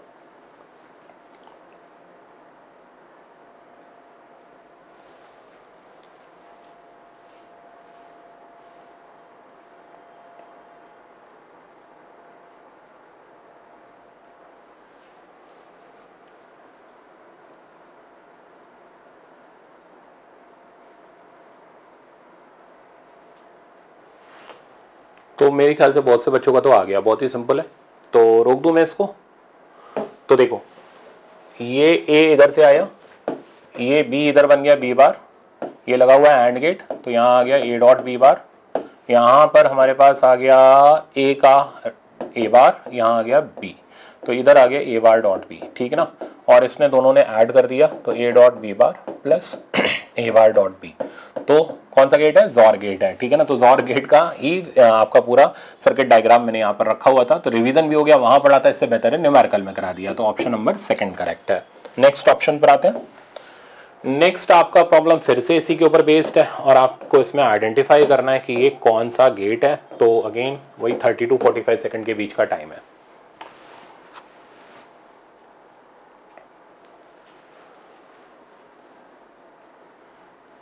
इजिली आइडेंटिफाई कर सकते हो, ऐसा कुछ खास इसमें नहीं होता इन प्रॉब्लम्स के अंदर। वैसे भी लॉजिक गेट बहुत आसान ही माना जाता है।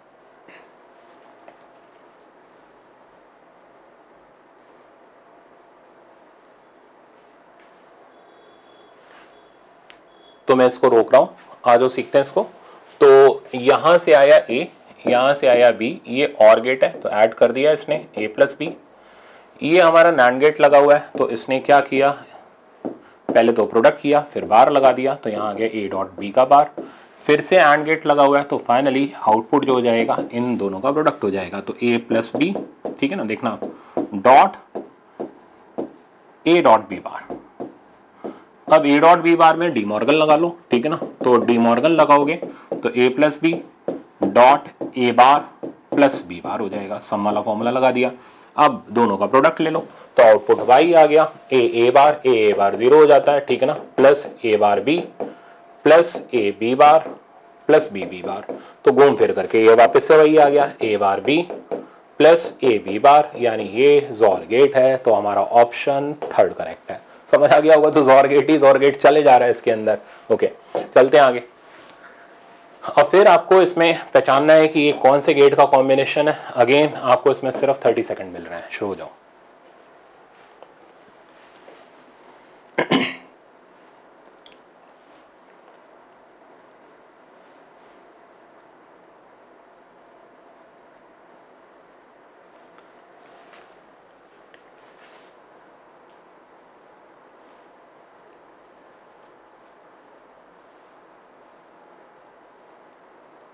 अब ये तो जल्दी आ गया होगा आपका, तो मैं इसको रोक रहा हूं, आ जाओ सीखते हैं।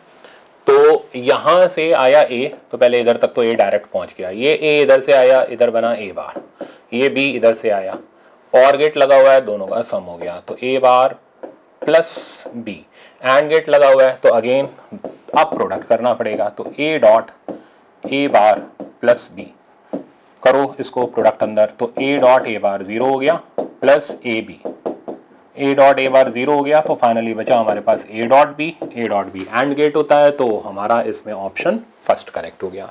सिंपल है मेरे ख्याल से, लॉजिक गेट में तो ऐसा कुछ है नहीं, मजे लेते रहो, सवाल करते रहो। ये आपका आया हुआ प्रॉब्लम है, ठीक है ना, तो अटेम्प्ट करो और इसमें मेरे को गेट बताओ कि ये कौन से गेट को रिप्रेजेंट कर रहा है। 30 सेकेंड।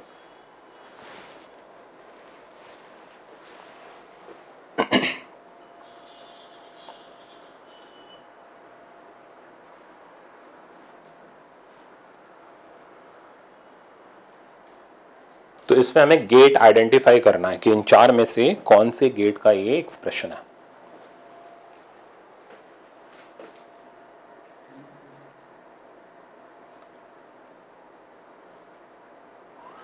पंद्रह सेकेंड और ले लो अगर लग रहा है तो, वैसे तो इतनी देर में आ जाना चाहिए आपका।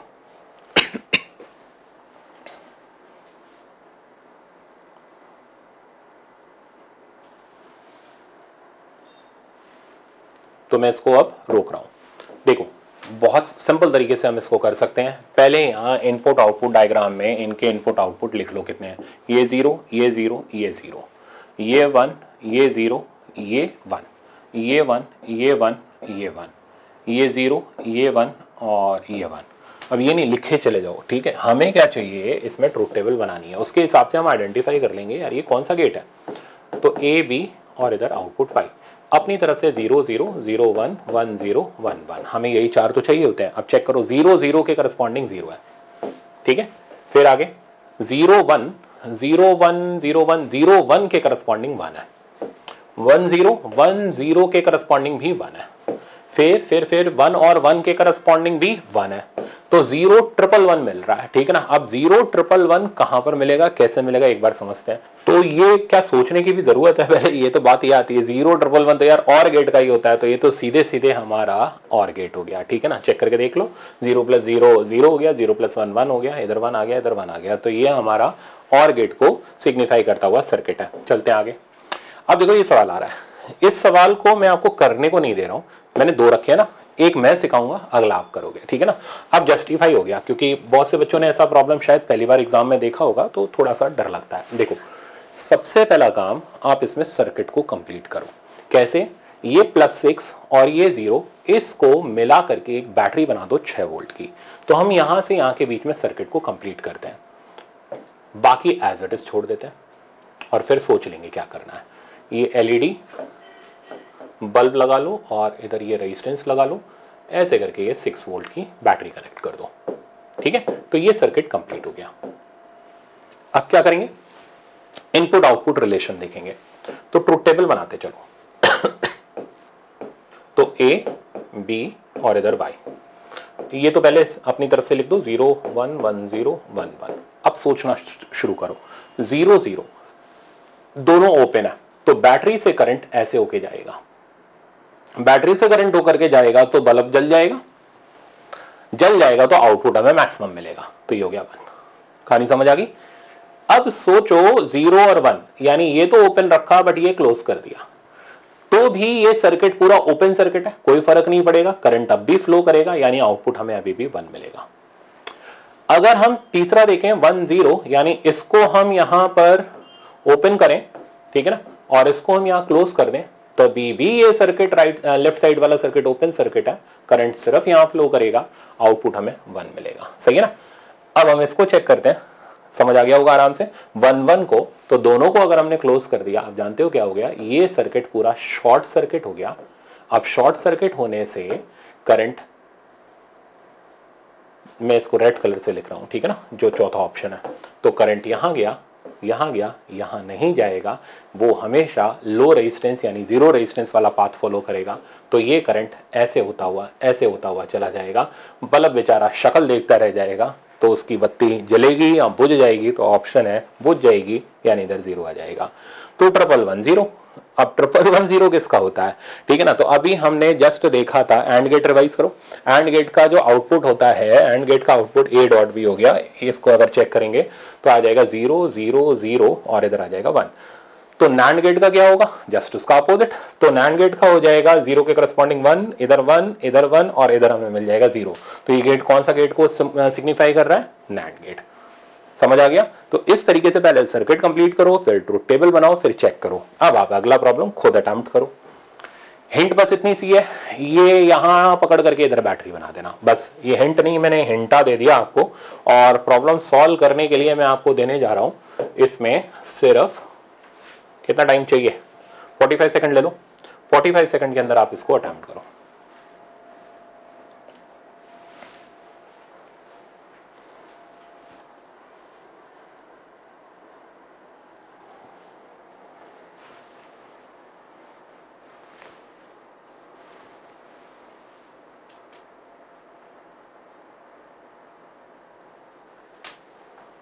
बस सर्किट बनाने का टाइम है, बाकी अदरवाइज इस प्रॉब्लम में आपको टाइम नहीं लगेगा, अगर एक बार कंसेप्ट आ गया जो मैंने सिखाया वो समझ लो।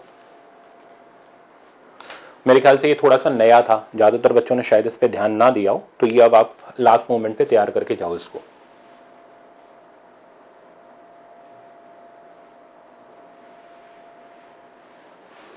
तो इसको मैं अब रोक रहा हूँ, इतनी देर में आपका प्रॉब्लम सॉल्व हो जाना चाहिए। अब मैं सर्किट कंप्लीट कर रहा हूँ, ठीक है ना। सर्किट हम कैसे कंप्लीट करेंगे, देखो अगर बहुत ही ज़्यादा टाइम की किल्लत है, नहीं है आपके पास टाइम, अलग से मत बनाओ, इसी में घुस जाओ, ऐसे करके बैटरी लगा लो, सही है। क्या जा रहा है अपने को, कौन सा वो हमें उसके डायग्राम के मार्क्स देने वाला है, तो एग्जाम में डायरेक्ट ही कर दो। अब ट्रुथ टेबल बना लो, तो ए बी और इधर वाई, ये पहले इनपुट सेट कर दो, 0 1 1 0 1 1, आ जाओ। अगर हम इन दोनों को ओपन रखें, तो बैटरी से चला हुआ करंट बल्ब से होता हुआ जाएगा, बैटरी से चला हुआ करंट बल्ब से होता हुआ जलाएगा तो बत्ती जल जाएगी। ठीक है ना, सिंपल है। अब दूसरा 0 और 1, मतलब इसको अगर हम ओपन रखें, इसको अगर हम क्लोज कर दें तो अब क्या होगा, तो क्लोज करने से ये सर्किट शॉर्ट सर्किट हो जाएगा। ठीक है ना, और करंट यहां से, चलो मैं दिखाता हूं आपको, यहां से होता हुआ जाएगा, बल्ब रो जाएगा, रो देगा बेचारा कि मेरे से करंट नहीं जा रहा, तो बल्ब अपना शॉर्ट सर्किट हो जाएगा, तो आउटपुट हमें 0 मिलेगा। अगर हम इसको क्लोज करें, इसको क्लोज करें, इसको ओपन रखें, तो अगेन सर्किट ये वाला पूरा शॉर्ट सर्किट हो जाएगा, करंट ऐसे फ्लो करता हुआ जाएगा। आपको और अच्छे से समझना, बना लो 3-4 बार सर्किट। ठीक है ना, तो अगेन आउटपुट 0 मिलेगा। दोनों को अगर हम क्लोज करें, बात वही है, ये शॉर्ट सर्किट ही रहेगा, आउटपुट 0 मिलेगा। अब ये क्या बीमारी है, पहचान लो। तो ये हो गया हमारा 1000। अब 1000 हमें कब मिलता है आउटपुट। ठीक है ना, तो जस्ट अब इसका उल्टा सोचो, तो 0111 हमें मिलता और गेट में, तो ये हमें मिलेगा नॉर गेट के अंदर, तो ऑप्शन हो गया हमारा फर्स्ट करेक्ट। तो मेरे ख्याल से अब तो समझ आ गया होगा, अब आप एग्जाम में ऐसा सवाल देख के डरोगे नहीं, करके आ जाओगे। चलते हैं आगे। अब देखो, अब थोड़ा सा आता है ईएम वेव का पोर्शन, एक बार फटाफट से रिवीजन मार लेते हैं। ईएम वेव के अंदर वो 4 घिसी-पिटी मैक्सवेल की इक्वेशंस है। ठीक है ना, तो ये फर्स्ट इक्वेशन हो गई जो हमारा गॉस लॉ हो गया इलेक्ट्रोस्टैटिक का, बी डॉस डी इज 0, ये सिग्निफाई करता है कि magnetic monopoles do not exist. तीसरा ये हमारा Faraday law of electromagnetic induction है। चौथा आपका वही मेन मैक्सवेल एम्पीरियन लॉ है, B dot D L line integral of magnetic field mu naught times I C plus I D. I D अपना क्या होता है, आई सी होता है कंडक्शन करंट जो कि वायर के अंदर फ्लो करता है, आई डी होता है डिस्प्लेसमेंट करंट जो कि इलेक्ट्रिक फील्ड के चेंज करने की वजह से जनरेट होता है। और मेरे ख्याल से ये मैंने बहुत डिटेल में आपको ईएम वेव अलग से बताया हुआ था। तो आई डी का formula epsilon naught D phi E by D T हो जाएगा। ठीक है, अब इस पे तो न्यूमेरिकल हम करेंगे ही करेंगे, वो तो बनता ही बनता है। अच्छा, अब कुछ आ जाते हैं हमारे पास प्रॉपर्टीज के सवाल, जैसे स्पीड ऑफ इलेक्ट्रिक, मेरे ख्याल से आपको पता होगा, मैं इसमें टाइम वेस्ट नहीं करना चाह रहा। तो E not by we not हमारा सी के बराबर होता है, स्पीड ऑफ लाइट के बराबर होता है। ठीक है ना, अब अगर मान लो कि जो इलेक्ट्रोमैग्नेटिक वेव है वो किसी और मीडियम में चल रही है, तो यहाँ सी की जगह वी मीडियम आ जाएगा, वी मीडियम को हम सी बाय म्यू लिख सकते हैं, वहां से म्यू भी कैलकुलेट कर सकते हैं। कुछ छोटे छोटे फॉर्मूले, पॉइंटिंग वेक्टर हमें प्रोपगेशन डायरेक्शन बताता है, ये हमें एवरेज एनर्जी डेंसिटी के बारे में भी बताता है। ठीक है ना, तो पॉइंटिंग वेक्टर होता है E cross B by mu naught. Okay, इसका यूनिट हो जाता है वॉट पर मीटर स्क्वायर। तो अगर हम इसका मैग्नीट्यूड कैलकुलेट करें तो वॉट पर मीटर स्क्वायर यानी पावर पर यूनिट एरिया, ये हमें इंटेंसिटी के बारे में जानकारी देगा। ठीक है ना, एनर्जी डेंसिटी नहीं, इंटेंसिटी। ओके, तो magnitude of S is related to rate at which energy is transported by a wave across the unit area at any time, यानी वो इंटेंसिटी के बारे में जानकारी देगा। एवरेज इलेक्ट्रिक एनर्जी डेंसिटी, तो energy density associated with electric field. ठीक है ना, एवरेज एनर्जी डेंसिटी, तो उसका formula 1/4 epsilon naught E naught square और general formula half epsilon naught E square. ये ई इलेक्ट्रिक फील्ड की इक्वेशन है, E naught sine omega T minus K X. ठीक है ना, similarly average energy density associated with magnetic field का भी same formula होता है, दोनों की वैल्यू इक्वल होती है। ठीक है ना, तो अगर हम टोटल एनर्जी डेंसिटी निकालें, यू टोटल एवरेज वैल्यू निकालें, तो वो हो जाएगी, या तो इन दोनों का सम करना पड़ेगा। ठीक है ना, और इन दोनों का मैग्नीट्यूड बराबर होते हैं, तो half epsilon naught E naught square या half B naught square by mu naught, कुछ भी लिख सकते हो। एवरेज इंटेंसिटी निकालनी है, तो इंटेंसिटी निकालने का तरीका होता है, मैंने फॉर्मूला दिया था यू सी। ठीक है ना, यू हो जाता है एवरेज एनर्जी डेंसिटी, जो कि हम यहाँ से पुट करेंगे, तो रिजल्ट बनेगा half epsilon naught E naught square time C. आगे देखो, अब ये यार कुछ छोटे छोटे प्रॉब्लम्स आ जाते हैं। ठीक है ना, और एक बार इनको स्टार्ट करो। इस प्रॉब्लम के लिए तो आपको सिर्फ 20 सेकंड मिलेंगे, क्योंकि अगर आपने पढ़ा होगा तो आप टिक कर दोगे, नहीं पढ़ा होगा तो नहीं कर पाओगे। तो इससे हम कुछ थ्योरी भी जनरेट कर लेंगे अपने काम की। इंपॉर्टेंट प्रॉब्लम है ये, बट आसान है।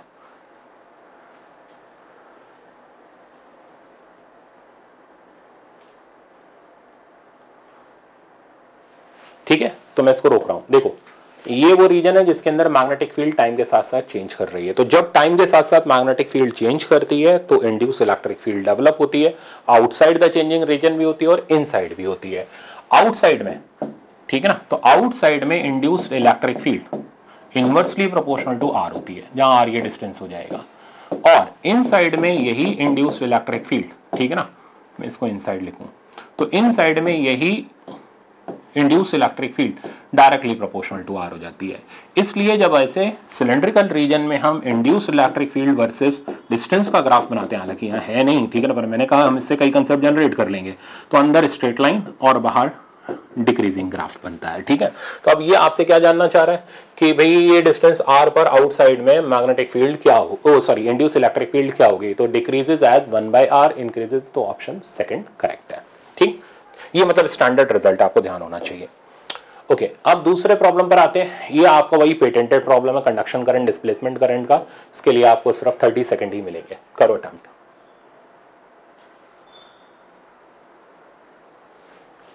ईएम वेव में यही चीजें हैं, बार बार आती रहती हैं, और आपको वो इलेक्ट्रोमैग्नेटिक वेव का स्पेक्ट्रम तो देखो याद रखना ही रखना है। मैंने यहाँ नहीं रखा क्योंकि फेज 1 में मैंने आपको दे दिया था वो चीज थ्योरी में।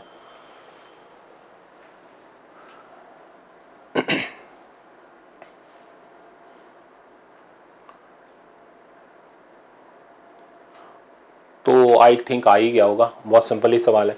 तो इसमें हमें चेक कर लो, dv/dt दे रखा है, ठीक है, और इसका वैल्यू दे रखा है 10⁻12 वोल्ट पर सेकंड, कैपेसिटी दे रखी है 2 पिकोफैराड। करना क्या है, हमें पता करना है डिस्प्लेसमेंट करंट। तो आई डिस्प्लेसमेंट का मैग्नीट्यूड कंडक्शन के ही बराबर होता है, ठीक है ना, और कैसे निकालोगे, Q = CV, डिफरेंशिएट कर लो, तो dq/dt C dv/dt, ठीक है। अब पुट कर लो, तो वैल्यू हमारे पास आ गई करंट की, C हमें 2 पिकोफैराड है, 10⁻12 हो गया, dv/dt 10⁻12 हो गया, आंसर 2 एम्पियर आ गया। तो ये इस तरीके के क्वेश्चन भी आपके एग्जाम में आए हुए हैं, ठीक है ना, मेरे ख्याल से इनमें किसी को जनरली दिक्कत नहीं आनी चाहिए। नेक्स्ट प्रॉब्लम देखते हैं। ओके, तो हमें इसमें आप करो, 30 सेकंड में आपको दे रहा हूं।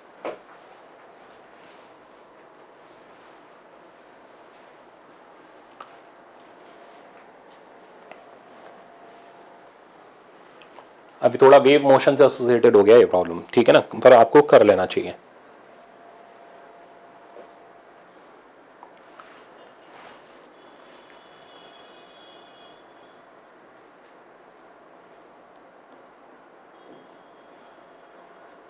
तो रोक रहा हूं मैं इसको। देखो, ऐसे प्रॉब्लम को अटेम्प्ट करने बस एक बार लैंग्वेज थोड़ी सी ध्यान से पढ़ो। इलेक्ट्रोमैग्नेटिक वेव वैक्यूम में चल रही है, ये सुनना बहुत जरूरी है। यहां से ये तय हो गया, स्पीड ऑफ लाइट के बराबर है, ठीक है ना। तो स्पीड ऑफ वेव c के बराबर है, और c का फॉर्मूला ω/k होता है, खत्म गेम, ठीक है ना। बस ω/k से k निकाल लो। तो हमें k की वैल्यू निकालनी है, ओमेगा हमें दे रखा है 6 × 10⁸, पुट करते हैं। तो 6 × 10⁸, स्पीड ऑफ लाइट हमारे पास होगी 3 × 10⁸, और रिजल्ट हमारे पास आ गया 2 पर मीटर। तो एंगुलर वेव नंबर की वैल्यू 2 पर मीटर हो गई। ऑप्शन नंबर हमारा फर्स्ट करेक्ट हो गया। नेक्स्ट प्रॉब्लम, इसके लिए भी ये भी मतलब बहुत कॉमन प्रॉब्लम आपको कई जगह पर मिलेगा, इसलिए मैंने इसको रिवीजन के टाइम पे रखा हुआ है। आपको इसमें फिर से डिस्प्लेसमेंट करंट निकालना है। शुरू हो जाओ।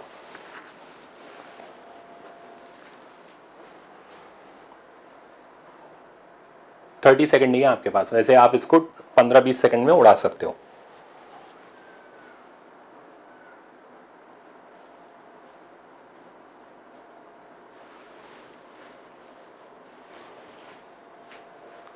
इस क्वेश्चन को मैं अभी मॉडिफाई करके भी आपको दिखाऊंगा, ठीक है ना, कि अगर दूसरे तरीके से आता है तो आप कैसे करोगे। तो मैं इसको रोक रहा हूं। देखो, आपको डायरेक्ट चार्ज की इक्वेशन दे रखी है, ये बड़ी किस्मत की बात होती है। अगर डायरेक्ट चार्ज की इक्वेशन दे रखी है Q0 sin 2πft, तो मतलब किस्मत बड़ी जोरदार चल रही है, सिलेक्शन आपका पक्का होगा। आप बस dq/dt करो, इससे कंडक्शन करंट आएगा, मैग्नीट्यूड दोनों का बराबर ही होता है, ठीक है ना। तो डिफरेंशिएट करोगे, साइन का कॉस हो जाएगा, टी का कोएफिशिएंट बाहर आ जाएगा, तो 2πf Q0 बाहर आ गया, अंदर बचा cos 2πft, ठीक है ना। तो ये हमारे पास कंडक्शन करंट का मैग्नीट्यूड या डिस्प्लेसमेंट करंट का मैग्नीट्यूड हो गया। तो ये तो प्रॉब्लम बहुत सिंपल सा हो गया। अगर ये चार्ज की जगह वोल्टेज की इक्वेशन दे देता, ठीक है ना, मान लो ये दे देता V0 sin 2πft, अब क्या करते, अब आप लगाते Q = CV, ठीक है ना। अब हमें सब चीज की जरूरत पड़ती है, प्लेट का डायमेंशन, एरिया, C का वैल्यू हो गया ε0a/d, ठीक है ना, और V की जगह हमारे पास आ गया V0 sin 2πft। ये आया हमारे पास चार्ज का वैल्यू। अब हम dq/dt करते, तो dq/dt करने पर कोफिशिएंट बाहर आ जाता, तो 2πf ε0a/d V0 cos 2πft। ये हमारे पास फिर कंडक्शन करंट या डिस्प्लेसमेंट करंट का मैग्नीट्यूड आता है। ये थोड़ा सा मॉडिफिकेशन हो गया, तो बहुत ही आसान है, ठीक है ना। आप जैसा भी आए पर बेइज्जती मत करा के आना, करके चले आना, ठीक है ना। ऐसे छोटे छोटे प्रॉब्लम आपके गलत नहीं होने चाहिए। नेक्स्ट देखते हैं। अब आपके सामने जो प्रॉब्लम है इसको इंपॉर्टेंट लिख लेना। इसकी एक कैलकुलेशन टिप है जो मैं अभी आपको दूंगा, ठीक है ना। आप फटाफट से अटेम्प्ट करो, आपको इसमें 45 सेकंड मिलते हैं।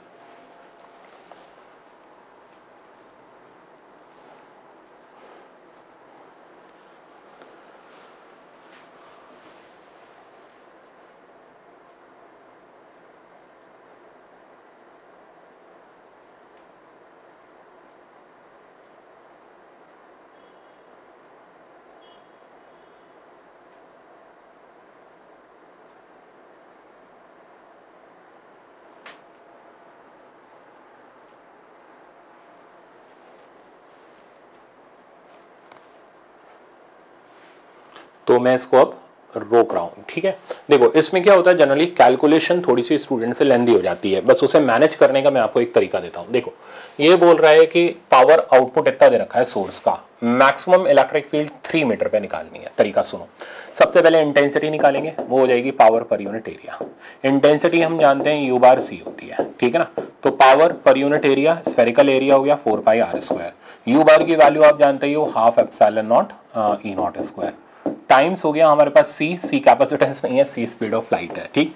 अब यहां से हमें maximum value of electric field यानी इलेक्ट्रिक फील्ड का एम्पलीट्यूड निकालना है। तो ई नॉट की वैल्यू हमारे पास आ गई 2p डिवाइडेड बाय नीचे आ गया 4πε0 r² सी, आई थिंक सब सही है, और अंडर रूट।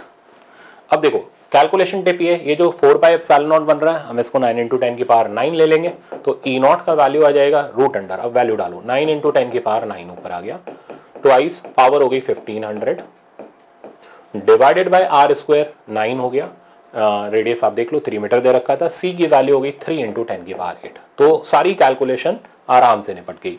ये यहाँ से कैंसिल हुआ, 3 5 या 15, तो ये आ गया 500।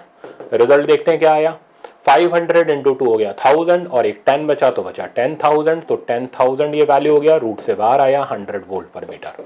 तो peak value of electric field is 100 volt पर मीटर, ऑप्शन बी करेक्ट। तो ये प्रॉब्लम भी आपका मतलब ठीक है, अच्छा प्रॉब्लम था, ऐसा आपको पता होना चाहिए। मैग्नेटिक फील्ड निकालनी होती तो आप कैसे करते, तो या तो आप इस फॉर्मूले, मैं तो कहूंगा यही निकालो, ई नॉट निकालो, E naught by B naught equal to C करके निकाल लो मैग्नेटिक फील्ड। अब क्यों नहीं इसको मैंने दूसरे फॉर्मूले से पुट किया, क्योंकि यहां पर आ जाता 1/2 म्यू नॉट और ऊपर हो जाता बी नॉट स्क्वायर, वो कैलकुलेशन खराब कर देता, म्यू नॉट इधर 4π, उलझ जाते हैं हम कैलकुलेशन में। तो बेस्ट है ई नॉट निकालो फिर बी नॉट निकाल लो, ठीक है। चलो आगे।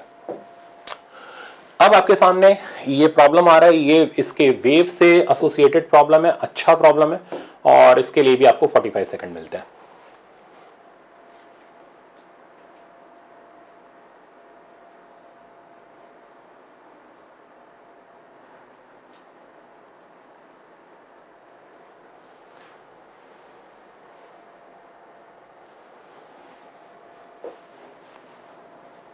इसको आप डायरेक्ट भी आइडेंटिफाई कर सकते हो, कॉमन प्रॉब्लम है बट ठीक प्रॉब्लम है।